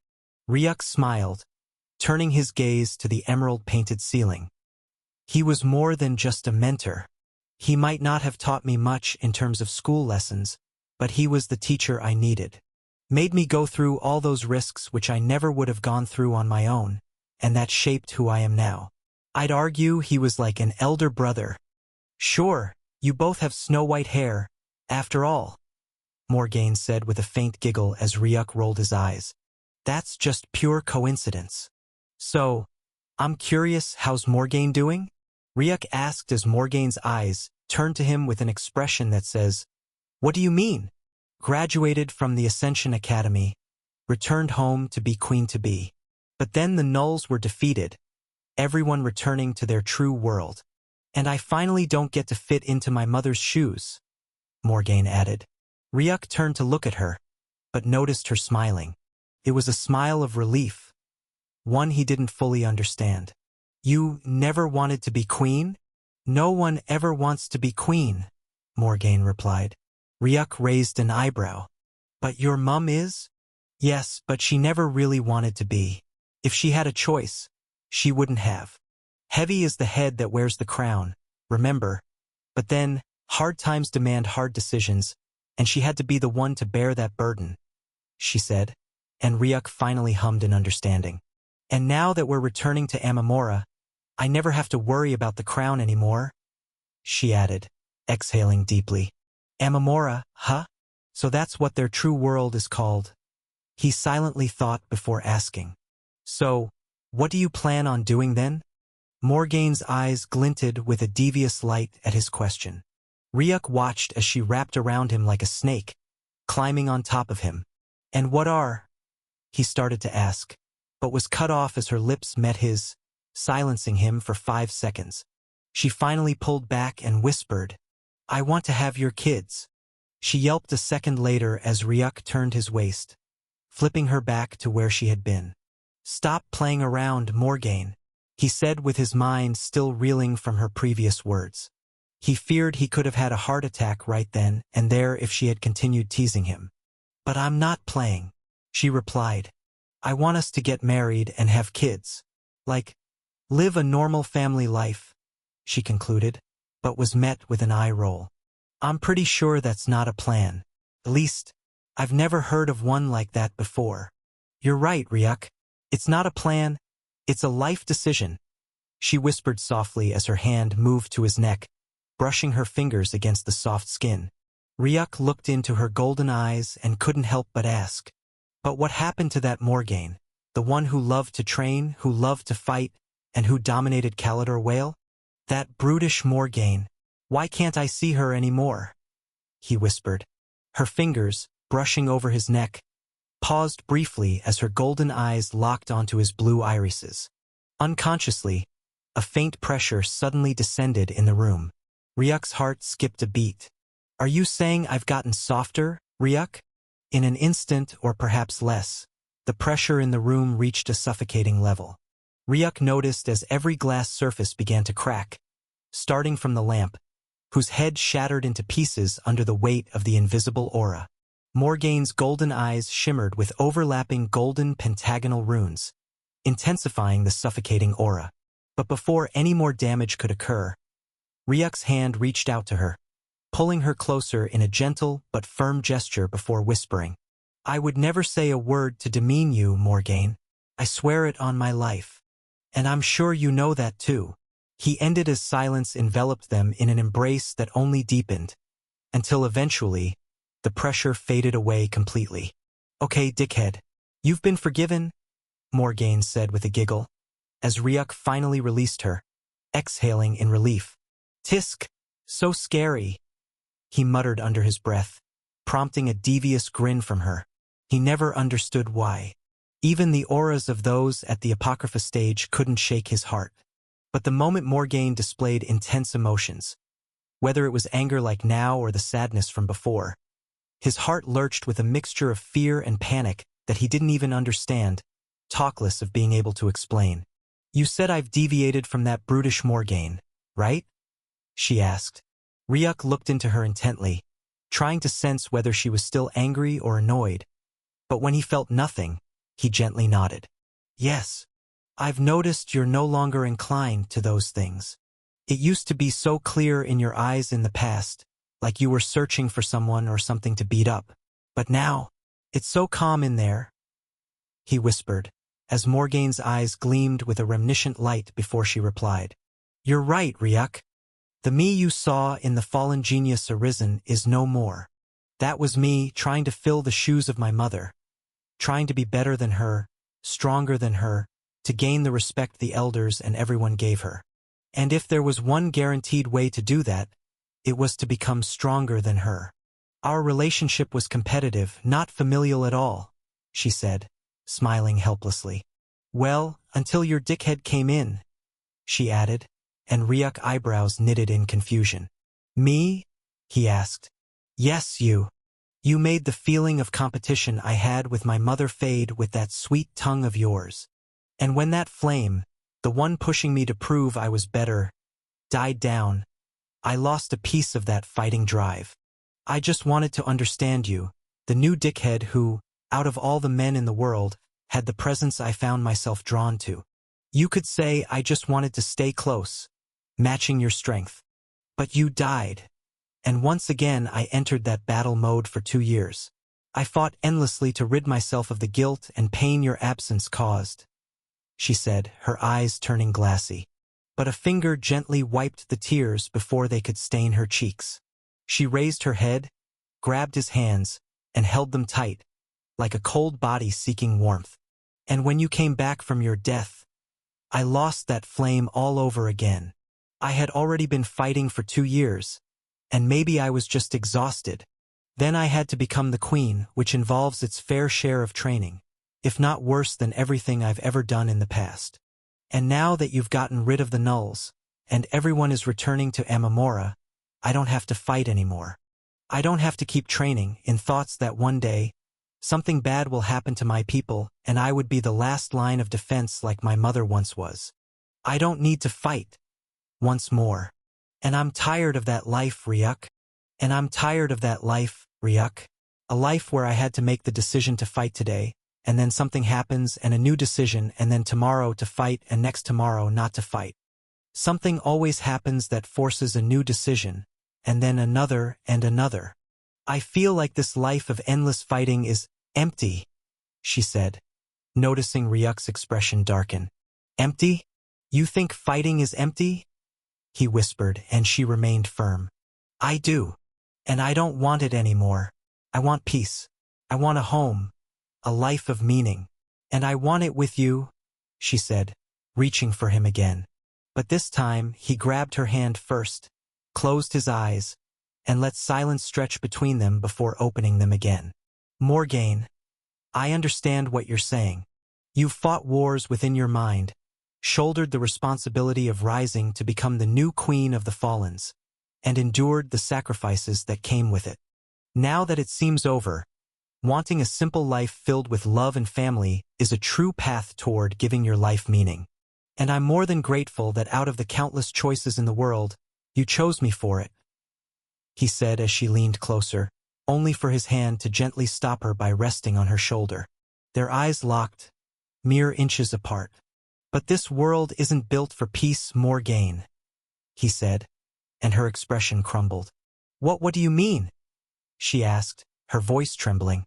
Look at Endearth, Morgaine. Even with the nulls posing a massive threat, the 10 families still fought each other for supremacy. Each one wanted their race to be declared the strongest, to gain more power, more respect, and more fear from the lower races. And even the Titans, despite being acknowledged as the strongest, kept fighting desperately to maintain their position. Now, the Nulls are gone, and we're all returning to Ammamora. But if what I've heard is true, Ammamora is no different from Endearth. It may be worse. You know what? I take that back. It's not maybe. It is worse, Ryuk said, as Morgaine's eyes displayed a conflicted expression before she forced out. What makes you think that? I'm not sure, but Ammamora, from your father's words, has true fallen like him as the normal citizens, and then there are the true royalties called angels, he explained as Morgaine shrugged. My mom said something similar. It all sounds cool, right? But have you seen your father's fallen form before? Like his true form? Ryuk asked as Morgaine's eyebrows furrowed. She never had. Her mom had told her about fallens and angels, and that her father was a fallen, but she hadn't seen him in his true form before. What's wrong with the form? It's rebellious. It's literally a grinning devil, whose entire body screams, I'll never give up until you're crushed to death. And somehow they all gave up and became second class compared to the angels. I don't think they gave up nicely. There must be something that makes them accept their place as ordinary citizens. And I'm not 100% certain that they're fine with that. That's the first problem. The second, Ammamora is a first-grade world and not an upper realm, due to some position that leaves them unfortunately beneath the upper realm, and that's not something they can change. But I'm 90% sure they're not okay with it. They're definitely going to challenge some upper realm world to prove they deserve a place above, or fight with similar first-grade worlds just to show the upper realm they're not to be taken for granted. I don't think they're just a first-grade world that agreed to that and simply sat on their world doing nothing. And these aren't Dominion stage experts or Cataclysm stage experts. These guys are at the Eternity stage, the Apocrypha stage. They're ridiculously strong. A single attack could ripple through grades on Endearths and turn them all into ashes. So, in short, the various races are fighting for dominance, and power struggles between worlds are constant. Imagine seeking peace in such a world, Morgaine? Imagine trying to raise a family in a world where two experts having a skirmish could send millions of unlucky souls to their deaths. She stirred to argue, but his hold faintly tightened. To me, Morgaine, trying to settle down and thinking fighting is empty may only be delaying future pain, he concluded, as Morgaine gritted her teeth. So, that was too much to ask for? She whispered. But her gaze soon lifted back up by Ryuk, who whispered, It's true that it's hard to live a peaceful life in a violent world, but it is still possible. Even in this chaotic world, people come together, create loving families, and still live life. Me, you, and the billions of growing kids in the world are proof of that. But if there's one thing I'm sure of, it's that peace must be protected. Your mom had you, but that never stopped her from going from the Cataclysm stage to the Eternity stage. Maybe she was just like you, just wanting peace, but she knew peace wouldn't last unless someone defended it. And she fought every day, growing stronger just to better protect the peace she had. She never walked away from battles. If anything, she embraced them. And you're different, Morgaine, he said, drawing her attention. Because many people in this world are fighting for reasons even they don't understand. Fighting to correct someone's wrongs and mistakes, and guess what? They don't even have a say in it. But you at least have clarity about the reasons why you fight. For the peace of all you care about, you included. And that's quite a noble aim. We'll have a family of our own one day and enjoy all the peace in the world. Just not now, okay? He said as he kissed her forehead before settling by her side. Good night, Morgaine, he whispered, and she gently nodded, soon watching as his breath slowed down and he drifted into peace. Silence lingered in the room, the filtering rays of moonlight dispersing gently across it, illuminating the golden irises that remained open. Morgaine slowly raised her gaze, staring at the side of his face. It was perfect, the only one she ever knew to be perfect. Almost free. But from his words, to me, Morgaine, trying to settle down, and thinking fighting is empty may only be delaying future pain. Because many people in this world are fighting for reasons even they don't understand. Fighting to correct someone else's wrongs and mistakes, and guess what? They don't have a say in it. She could tell that the perfect, free expression on him might not come from simply being so free inside. Perhaps it was the only way not to burn the world down from the chaos within. Her hands moved outward as her fingers gently brushed his white hair back behind his ears, before wrapping around his arm. I'll find us peace, Ryuk. Even if I have to burn the entire world down to ashes. I'll find peace for us, she muttered as a golden illumination faintly filled the room. The source? A runic pentagonal tattoo that reappeared in Morgaine's eyes and on her forehead, brimming with an aura seemingly out of this world. But it soon faded as quickly as it appeared, and the breaths in the room became unified, reducing everything to silence. Blink. A pair of eyes blinked open as dim light returned to the room. Ryuk stirred, feeling motion return to his limbs as he sat up in bed to find something beside him. Cold body. Isha? He unconsciously muttered as he looked at her, noticing cubes of ice on the side of her face.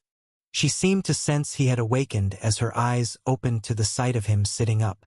In an instant, she lunged into his embrace, and Ryuk felt cold tears drip down his shoulders. She left. Aster has left. Isha forced out through trembling lips, as Ryuk's eyes gleamed with light, before softening. He hugged her in return, gently patting her back. It's okay, Isha. It's okay. Here.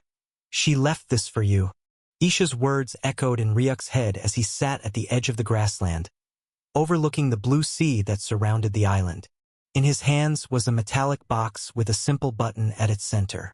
It danced between his fingers before he eventually pressed the button, and the box unfurled. Inside was a simple folded letter and a communication device. Unfolding the letter, it read, "Hey Goof. Wanted to tell you goodbye before leaving, but decided not to after seeing you so deep in sleep. The first time I saw you that relaxed, and I didn't want to spoil it. So if you're reading this, I'm probably out of Endearth already. Just wanted to say, it was nice doing business with you, and to be honest, you're quite a great business partner. We agreed to a deal, made so many compromises, each one making things even easier for me. And when it was all done, you didn't fail to keep your word. All this I know, and I'm very grateful for. I truly am. It should be time for a goodbye now, but a part of me really wanted to let you know that I truly hoped we were more than just business partners. Ryuk." At this point, Ryuk's fingers faintly tightened around the edges of the letter. Being by your side on Endearth, knowing I have someone and we're both walking towards such an important goal, saving the lives of billions, is more than heartwarming, Ryuk. And I loved when you trusted me to be stuck in this together with you and jumped on the bike with me. I loved it when you returned and never blamed me once for being responsible for getting you trapped in that ruin and losing a year. I loved you holding sight of your goals right until the end, even though it seemed like an uncrossable blockade at first. I loved you, considering my state of mind by dispersing my organization, out of fear that they might be inadequate for handling the final phase of the war and would be lost. It was a harsh move that annoyed me, but when I eventually sat to think, I understood you did it for me, and I now appreciate it. The truth is, I've never come across someone like you, someone I admire and loved. I love you, Ryuk, for who you are, and I wish we could be more than just business partners. Aster, but I believe to you, I'm merely a partner in business. You don't seem to look at me in the same loving way that I do, and I don't want to force you into something you don't feel. I wanted to try, at least until I discovered you already had someone in mind. I didn't want to repay all that you've done with guilt towards her in the end. The memory faintly crossed his mind, their last conversation, when she'd asked about Morgaine. Morgaine, as in the soon-to-be crowned Queen of the Fallens? But I thought some time ago you fell out with her? After her mother, the half-fallen one, placed a death bounty on your head. So, I've decided to leave instead. But I feel like I had to tell you, or I'd never be able to rest at night. Now, I feel a burden lifted from my chest. If fate wants us together, it will surely find a way to bring us back together, and I hope it does. I'm leaving the communication device for you, but hey, it's strictly for business only. I'll call you up if I get in a pinch and could use a deal, and I expect you to call me too, if you ever need one. Let's still be business partners. Okay? Okay. Okay. I think I've ranted enough. Goodbye now, and thank you for everything, Ryuk. Your business partner, Astralaxia. It ended, as Ryuk slowly folded the letter and turned to look at the runic communication device, fingers gently rubbing over it. He turned to look at the crashing waves, and he kept at it through the entire night, only stirring when he felt the sun's piercing rays on his hands that held the device. Aster, he muttered once, his voice a mere whisper, but then, step. The sound of footsteps rang out behind him as the objects faded from Ryuk's hands. He turned slightly to find the brown-skinned lady arriving by his side. Slept during the daytime for half the entire day and stayed up all night. You're a weirdo of a lady boy. You know that, right? Rakshasa said, as a faint smile crossed Ryuk's lips. He watched her take her seat, legs rocking back and forth as he inhaled the cool morning breeze. Silence reigned for a while before she turned to him, asking, "So, what you up to?" Ryuk exhaled. "We'll be leaving soon." "When soon?" she asked, and he replied, "Now." "Oh? Cool," she said. Ryuk's eyebrows slightly furrowed before he turned to her. "What about you, Rak? What are you up to?" "I've decided to bless you all with my presence for your little trip," she said, with a proud humph. "In short, you'll be shamelessly tagging along?" he asked, and her eyebrows drew together sharply. "That sounds awfully like that lecherous cat of yours." "Is it?" she asked, and Ryuk couldn't help but agree. He had truly stolen the line from Void. "TCH, don't let that cat rub off on you. With a ladyboy face like yours, you'll cause so much heartbreak for the poor girls," she teased as Ryuk rose to his feet. "I won't. And I'm not a ladyboy." "Shush it. You are a ladyboy." "I'm not," Ryuk stated as he walked away from the seat, Rakshasa chasing after him. "Just say yes, you ladyboy." "No." TCH growing more stubborn. "Huh? Me." And slowly, the sound of their footsteps soon faded into the distance along with Rakshasa's seemingly endless bickering. "So, what do you guys think of Astralaxia? A good side character, no? Should be given a chance to reappear, or do you think her role in the book has been fulfilled and this is a perfect ending?" "Wow. They're quite a lot," muttered none other than Ryuk as he looked at the frosty mountainous plain before him. He couldn't help but be a little blown away. Before him stood countless snow-covered peaks, and hanging around each peak, seemingly one with the snow, were ginormous draconic-like beasts. The smallest was about 5 times bigger than Ryuk himself, all possessing massive wings that stretched into the sky as they stood up tall, staring directly at him. They were frost wyverns, and from a quick scan of the area, Ryuk could easily see there were about 500 in total. 500 frost wyverns, ignoring the ones beside him. Quite a lot compared to the normal amount of bestial creatures on Endearth? "I wouldn't say so," spoke Elder Selene from the side as Ryuk finally took his gaze away and turned to her. "You're right, but this amount in a single plane? I don't think there's any plane that can contain them all," he replied as she shrugged. A ring appeared in her hand. It was a simple ring, but as large as a bangle, covered in frosty white runic lines that radiated a freezing aura. "Who said a plane needed to contain them all?" she asked with a smirk, and Ryuk watched her fling the ring into the sky. It traveled with incredible speed, and once it reached the center of the plane, it rapidly expanded into a gigantic vortex of silvery white. A shocking suction force surged through the entire mountainous region. Ryuk observed as the icy gazes of the wyverns turned away from the portal in the sky and focused on their side, specifically on Elder Selene, who slowly raised her hand into the air. "We leave now to the origin world. Her voice rang out across the plains, calm, yet commanding. In an instant, every frost wyvern on the mountainous peaks ascends into the sky. Blizzards and snow gales exploded outward from their collective movement, reducing everything to instant chaos. One by one, the wyverns disappeared into the vortex above. Within seconds, they were all gone. Elder Selene stretched out her hand toward the vortex in the sky, frosty runic lines appearing on the back of her hand. In an instant, she folded her palms, and the vortex closed, shrinking into a tiny ring that soared forward and landed in her palm as she gave Ryuk a smug look. "Did you say the plane couldn't contain them?" Elder Selene asked, the ring bouncing lightly in her hand. Ryuk opened his lips to respond but eventually shut them. "You never told me you had a pocketable realm ring with you," he muttered defensively as she raised an eyebrow. "I'm surprised you even know what it is." "Not many here do," she said, turning her gaze to the others around them. There were many around. Several elders of the Nagas, all with their jaws hanging open.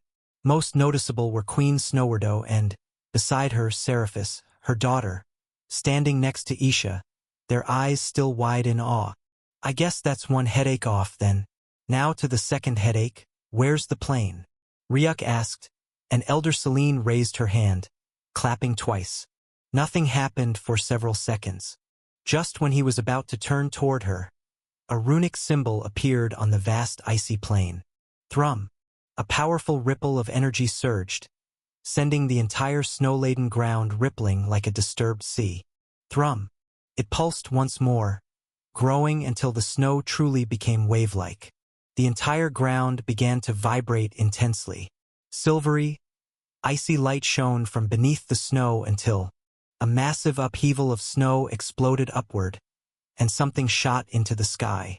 Everyone turned their heads just in time to see a silver ghost-white light dancing across the sky for a moment before it began to descend slowly. Their hair flapped wildly from the deep ripple of energy, not from the wings of the jet, but from the silvery runic lines etched into its surface. As it descended further, they finally got a better view.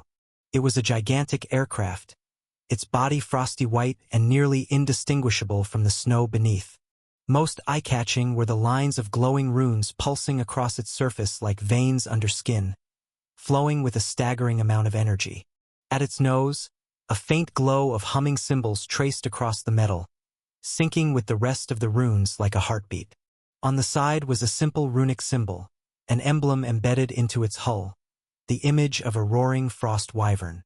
It was, without doubt, the best ship Ryuk had ever seen, an elegant integration of a fighter jet and a long-distance travel vessel. As it hovered lower, a ramp extended with a soft hiss. Steam rose from its seams as cold air rushed outward toward them all. Eventually, the fog cleared, revealing the open ramp before them. Ryuk turned to Elder Selene. "You think this will be good?" she asked, barely hiding her prideful smile. "It shouldn't blow up with a bang if it slams into a cosmic body, at least. So, I guess it's good," he replied, making her chuckle. "Don't worry, we have a good pilot too. Come on, let's get going," she said as she began walking toward the ramp. Ryuk finally moved, followed by Isha and Antares as they all stepped forward, their boots crunching lightly against the frosted metal surface. As they stepped inside, Elder Selene paused to look at the Nagas, who waved at them, especially Queen Snowardo, who hugged her teary daughters tightly.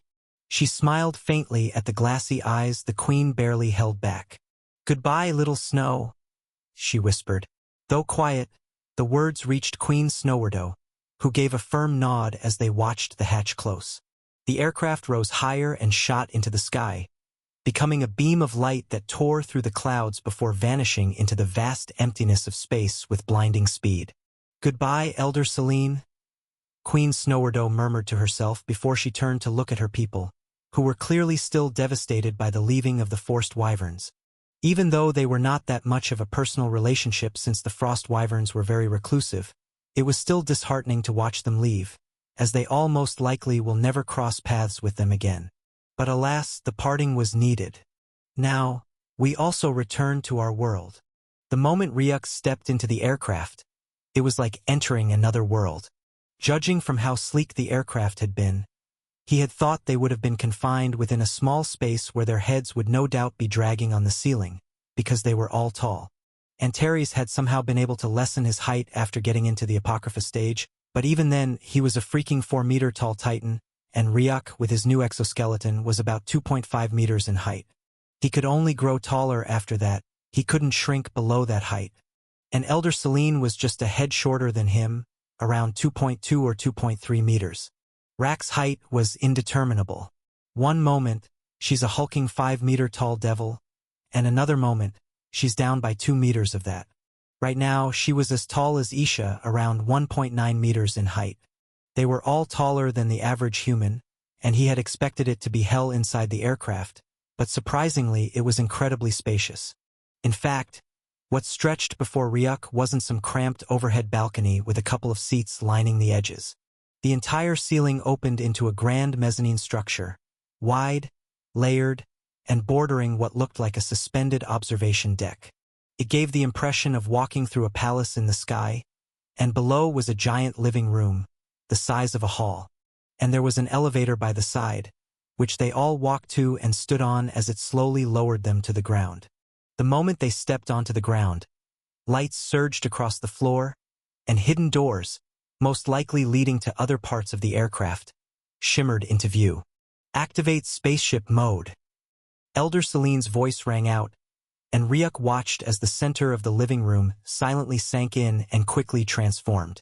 The central square-like floor sank in, giving way to a new floor almost like an altar, and in an instant later holographics covered the surroundings, showing a 3D image of the airplane blasting through atmospheres, along with various other holographics, flashing unknown numbers.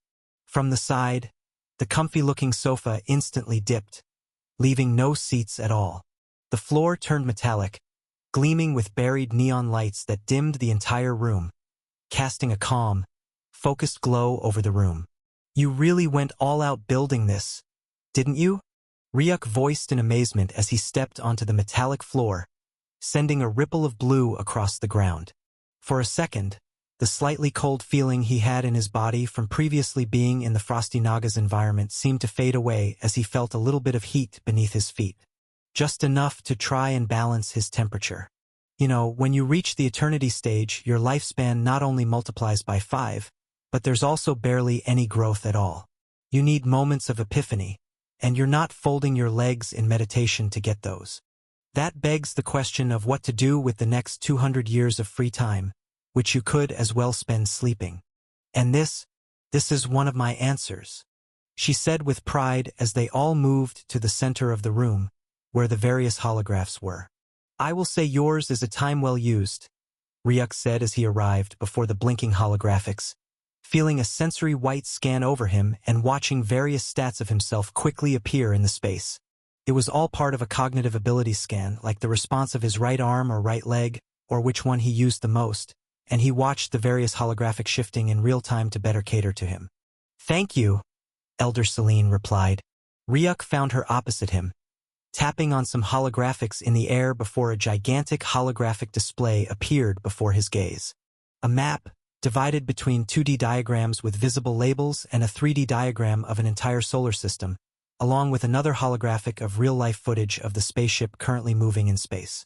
Now, let's get into the real deal, she said as Ryuk magnified his attention on a holographic display to better understand what was going on. When he suddenly felt all the other projections pause and then slip into the void as his eyes caught sight of Elder Selene's image flashing into the gigantic holographic before him. Firstly, I want to say, I am blown away by the fact that Isha was able to evolve from a frost wyvern to a frost hydra in literally mere weeks after I reluctantly agreed for her to eventually leave with you. When she reached the frost wyvern stage, she also broke into the ancestral level, which is automatically the eternity stage powerhouse, and managed to awaken her memories. And your void cat is now also a void panther? She asked, as Ryuk dismissed the projections, watching Void, who was currently carried by Isha, shamelessly hugging around her bosom. I don't know what you did, or how you did it. Evolving your pets to new races and new levels of power as fast as a finger snap. But I have to give it to you. That's genius. And for the first time, unfortunately, you're right about me eventually letting Isha be by your side, she said. Ryuk felt a smile, somewhere between nervousness and pride, press against his lips before the projection instantly magnified, and all the other holographics also reappeared in the air. With that out of the way, we got Isha's memories, and with her aid, I was able to get a 37% complete map of those memories, she said. Ryuk reached for the beeping holograph, watching as a giant map unfurled before him. The map had labels, and right now there was even a tiny dot at the beginning, moving up. He could guess it was the spaceship they were in. But he also noticed it was moving towards a part of the map upwards where it turned dark, with no labels whatsoever. And let me guess, you couldn't fully decipher the map? He asked. Yet. I couldn't decipher the map yet. Elder Selene corrected before she continued. It'll take some time to fully do that, but trust me, I'll find a way. I have to. For now, we have a 37% accurate map of where we're going at least, and there are 3 major zones we seriously need to look out for. One of them we're already closing in on right now. The first major zone is an E-type. Basically, an environmental-induced danger zone. Elder Selene's voice rang out as Ryuk caught sight of a beeping hologram by the side.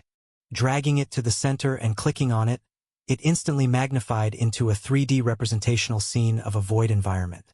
One littered with countless fragments of half-broken celestial bodies. Placing his hands on it and magnifying the footage, he could see lines and runes on every rock. But not only that, there was an energy wave around from the runes on each rock that caused space to wrap around it. A small but pitch-black vacuum of space, almost like a black hole, surrounded every stray body. The larger the rock fragments, the worse and bigger the black hole around them seemed. There was just enough space between each of these rocks that the aircraft could pass through, but with the presence of those black holes, he had no idea if things would be just as simple as maneuvering through each. These black holes could cause further destabilization to the surrounding space, potentially resulting in unknown consequences. Seems like we'll be needing a very good pilot for this one? Rakshasa asked from the side, as Elder Selene nodded before replying. True. We need someone to help maneuver through these objects. But due to the presence of these black holes, and each of the stones holding different runes, which could very well mean inducing different forces on space, we will need more than just maneuvering. She finished as a moment of silence appeared before the voice under her. We need a barrier of energy that can envelop the entire ship. One strong enough to remain impervious to whatever effects the presence of these mini black holes may induce on the surrounding space. If we can get a barrier to protect us from these forces, then all will be safe, as long as the aircraft is properly maneuvered through, Ryuk voiced out. 3 seconds later, to allow his words to sink in, he continued. I can cover the entire spaceship in my void aura. With us being in the void, not only does its effectiveness increase even more, but it gets easier to create something like a void teleportation force field all around the plane. Any effect will be like throwing a ball at it. Its only fate will be to get teleported off, hence saving us the headaches of unknown void effects. Then Elder Selene, who I guess will be the pilot, can simply focus on maneuvering us through and avoid any collision.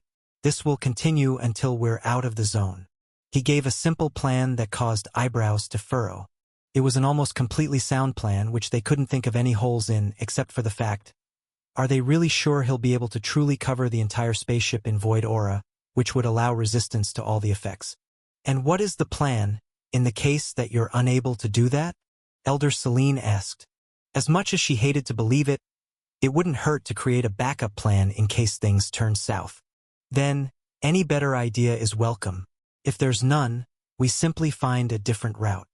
I bet this isn't the only route through, is it? He asked as Elder Selene nodded before replying. Yes, there's a better route that's much, much safer, but it will take us an extra week to get through. I was hoping we could avoid that, she said, the haste in her voice clear. I truly hope so too, but if we have no choice in the end, then at least we'll have a safe path, even if it takes much longer. Better than having the spaceship damaged and getting stuck in the middle of nowhere, he replied, but then Antares' voice rang out. And how long from now before we get to this zone? In an instant, a new beeping hologram appeared before each of them as Ryuk tapped on his to find a countdown appearing before him. Exactly 72 hours, 45 minutes, and 12 seconds, if Snow Arrow continues at its current speed. She replied, and they all nodded. I guess that's resolved, Elder Selene said, continuing. If so, let's get to the next danger zone, she said, about to send the footage but was stopped by the objection. Actually, Ryuk voiced out as Elder Selene's hand halted. Unless the second danger zone will be immediately after the first danger zone, then I suggest we leave it until we've passed through the currently approaching danger zone. And by immediately, I mean within 24 hours or less. Learning of the second zone will only create unnecessary pressure and maybe fear. Better to face it when we're done with the first one, he voiced, as Elder Selene tapped on the hologram, calculating the time. Eventually, she nodded. Fine. We'll talk about the second zone after we've phased through the first.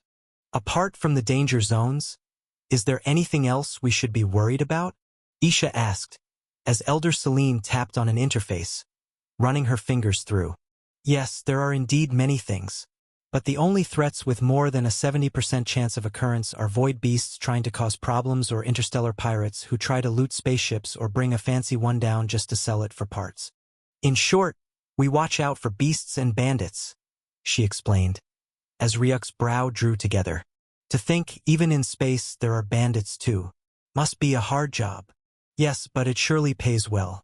Imagine one getting their hands on these spaceships you guys are on. It will probably sell for more than trillions of star coins on Endearth. A big win to the space pirate group. And even if they didn't decide to sell it, they could decide to own it themselves. Improve their lives and their jobs. It's a risky job, but it pays well. If there's any void beasts or void pirates, then I can handle that. And Terry's voice rang out from the side. True. The big guy is truly quite strong. Void voiced lazily from the side. If that's resolved, we're set for a smooth flight for the next 3 Endiarthian days. Elder Selene dragged back the hologram before tapping a button, and Ryuk watched the holograph disappear, returning the room to its previous living room form. Reactivate home mode. Her voice rang out as the metallic ground faded off, replaced by snowy white rugs. From the sides, white sofas appeared in an open circular format at the center of the room, while white lights lined the surface of the ceiling, quickly shifting the dim, focused lighting into a warm, homely setting. As before, the doors also reappeared, and Ryuk's gaze sparked with interest as he looked around. There are 4 doors in here, each door containing a single bedroom along with the required amenities like a restroom and an additional cultivation room too. Kinda not enough for everybody, she voiced out as she looked at their numbers. The truth was, she hadn't expected the presence of Rakshaw nor Antares, but Ryuk spoke up. I'll feel much at ease if Void and Isha stay in my room, he said before anyone else could speak, and Elder Selene thought on it for a while before nodding. They were both his pets anyway, so it made absolute sense. Very well, we others each take a room, and it balances out. The living room is open to all, she said as she walked toward one of the doors at the side, and Ryuk picked the one closest to him on the eastern side of the ship. Wait, are you saying there's no kitchen around here? Void voiced out, only to have his large snot grabbed by Ryuk, who drew him out of Isha's bosom, carrying him over his shoulder like a sack. Hey, drop me. I need to speak for my milk. Void cried out loud as Ryuk rolled his eyes, amidst rolling laughter from the others. You said it, Void. Only Void cats drink milk, and you're no longer a Void cat. You're a Void panther, remember? He asked mockingly as he arrived before the door. It had no knob, so he placed his palm on it as it did a deep scan of his hand. New recognition created for new guest identity. Ryuk. Welcome to your dorm on the Snow Arrow interstellar aircraft. The feminine AI voice rang out as Ryuk watched the door open up, white foggy steam rushing out as he continued in. TSK. You know something, Ryuk? Hoo. I'm starting to think that being a Void Panther is kinda exaggerated, Void muttered from the side. Ryuk shut the door behind him. Void tried to continue its argument, but its voice got stuck in its throat as it looked around the room before it and instantly teleported, reappearing on the bed, which threw it up for about half a meter into the air before it finally lay him well, amidst the bouncing. "Wow, I gotta admit, this is truly fluffy," Void said, followed by the sound of its back cracking. Isha joined soon after, but Ryuk remained focused, looking around the room instead. A massive, low-floating bed hovered inches off the ground, its velvet sheets glowing faintly under soft blue LED strips. Wall-length windows shimmered with smart glass, fading from transparent to a frosty mist with a single thought. A night sky ceiling above twinkled with artificial stars, their colors shifting to match the mood of the room. Thin light veins pulsed through the walls like circuits, currently glowing white. White marble tiles met with plush rugs. A full-length smart mirror lit up as he passed, scanning his vitals. He continued to the side, watching smooth panels slide open, revealing rows of perfectly organized clothes, each item auto-sorted by color and occasion. Surprisingly, they included gender as well, currently divided into two sections, male and female. A curved white couch hugged the corner near the window, facing a floating coffee table. A translucent desk blinked to life, projecting files and messages into the air with a soft hum. Activating full room features. The AI voice resounded, and a hidden wall silently unfolded, revealing a screen that stretched across the far side like liquid light. Tiny black orbs floated near the ceiling, pulsing softly with faint beat-type music. With a blink, the entire room shifted from icy silver to deep twilight purple. Ryuk scanned through it all, his expression merely intrigued. Eventually, he turned toward a shadowed corner. His eyes glimmered slightly when he noticed something odd. A docked orb-shaped drone, almost completely blended into the faint darkness. "It's a camera." The system notification appeared, and with a simple thought, a void vortex spiraled out and enveloped the object in black. In an instant, it vanished, reappearing in Ryuk's palm. He grabbed it before storing it away in the system's shop. "Hey, what was that?" Void noticed, but was met with Ryuk shrugging his shoulders. "Nothing to worry about. And also, Void, Isha, I've got something important to tell you both." He addressed them as they paused, their attention shifting to him. "I'll be in a slumber throughout our travels here. I know how much you love the fluffy bed, so of course, I'll be in the meditation room. If you feel there's anything that needs my attention, maybe like us reaching the void zone or some unexpected chaos, or call from Elder Selene, you can wake me up by slashing at my throat." "Slash at your throat? Seems like you've finally lost it," Void said with a grinning chuckle. "Oh, please, Void. Those tiny claws won't even leave a white mark on me. I'm talking with Isha here," he said as the cat's gaze shone with disbelief. "Did he just call me weak? So, yes, both of you got it right. Don't literally slash my throat off, but wake me up if anything needs my attention. The more my attention is needed, the harder you should make sure I open my eyes," he asked, and Isha nodded. "Don't worry, we'll do that," she said, and Ryuk smiled. "Thank you, Isha." He then opened the door that led to the meditation room and disappeared into it, the door shutting close behind him. "Hey, come back here, good. Did you just call me a weakling?" Void finally got its act together and tried to chase after Ryuk, only to be grabbed in its stomach by Isha and pulled back. "Hey, let me go, girl. I gotta teach him a lesson." Isha giggled before replying. "You can't harm him, Void." "Well, you never know unless you try. I gotta teach that goof some much-needed lesson." Click. A soft click resounded as the door shut, and Ryuk inhaled slightly before turning to look around him.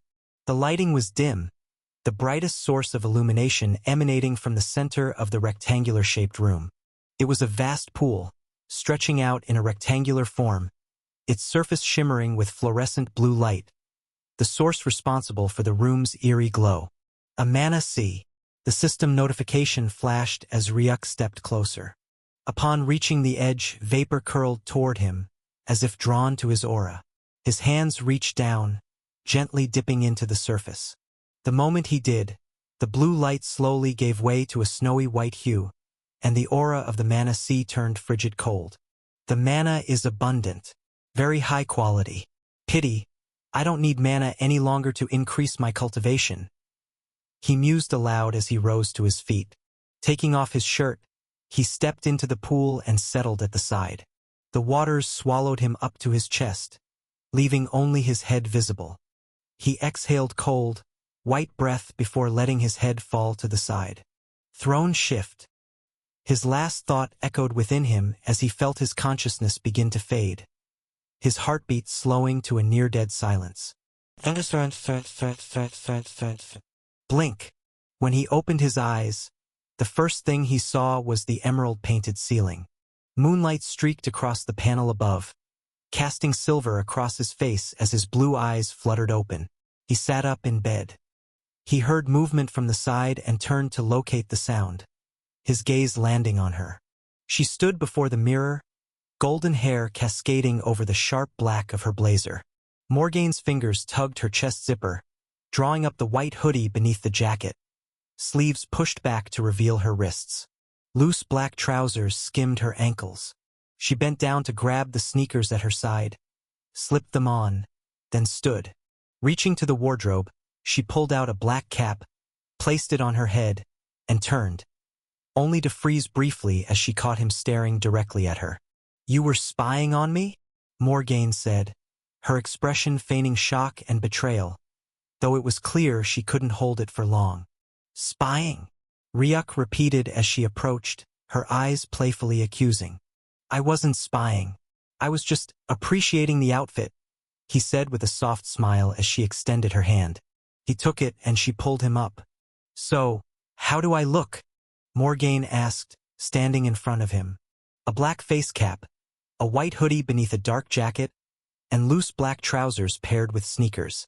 "I love it, but not as much as I love the one wearing it," he teased. She blushed lightly before letting out a humph. "You're so sweet," she replied with a charming smile. "Go get dressed, too. We should be leaving in less than an hour." Step. Footsteps echoed through the marble steps, leading out of the massive golden gates. Ryuk glanced downward. Morgaine stood beside him as they both looked at the small group already gathered outside. The half-fallen one stood beside old Jack, along with 3 more powerful-looking fallen angels. Their gazes lifted as if sensing their arrival. Old Jack turned toward them, surprise briefly crossing his face. "Wow, they both look so good, yet so different," he thought silently, a sentiment mirrored in the minds of everyone present. Morgaine wore mostly black, jacket, trousers, and cap, with a splash of white in her hoodie and shoes. Her outfit sat perfectly at the boundary of formal and casual, clean, sharp, fitting. In contrast, Ryuk was entirely in white. The only contrasting color was the deep red of his lips and the crimson, blue, and red of his eyes. He wore a simple white shirt, layered beneath a long-sleeved white jacket that reached his wrists. Matching white trousers completed the look. Coupled with his snow-white hair bouncing slightly with each step, he was a living silhouette of light, a stark contrast to Morgaine's dark palette. Old Jack snapped out of his thoughts as a hand waved before his face. "You've been zoning out for a minute now, old man. You okay?" he heard, followed by Ryuk's grin. "Whatever you're thinking, it's still a dream," old Jack said with a scoff. A soft giggle escaped the half-fallen one's lips at their banter. "Everyone's gone?" Morgaine asked her mother, who nodded. "Yes. Well, aside from those still here, I've managed to reach the others on the other side. Seems like they've gotten their attention too. Not the best of welcome, but nothing too worrisome." "Let's go," Morgaine said. They all turned to the golden revolving gates, one of the portals to the fallen world, standing about 30 meters ahead. But as they took their first steps, a dark vortex swirled beneath their feet, and each of them fell through. When they emerged, they stood directly before the teleporter. "You're getting good at void control," Morgaine noted, nudging Ryuk with her elbow. He offered a faint smile before turning his gaze back to the now opening golden gate. "Let's go," old Jack announced, the first to step through, followed by the guards, then the half-fallen one and Morgaine. Only Ryuk remained. He tried to move in with the others, but suddenly halted at the last second, as his outstretched legs and hands recoiled back. He turned his back to the portal, looking at the wide expanse before him. A glow in his eyes, and the entirety of Endearth seemed to zoom in completely as Ryuk sighted every single thing. It was here that it had all begun, and for the next few seconds, the memories of his stay here and in death seemed to shuffle through his head like cards, before he eventually exhaled deeply. A soft smile curved on his lips, and he turned to face the portal, making his way forward with a straight spine, but not without whispering, "Goodbye, Endearth."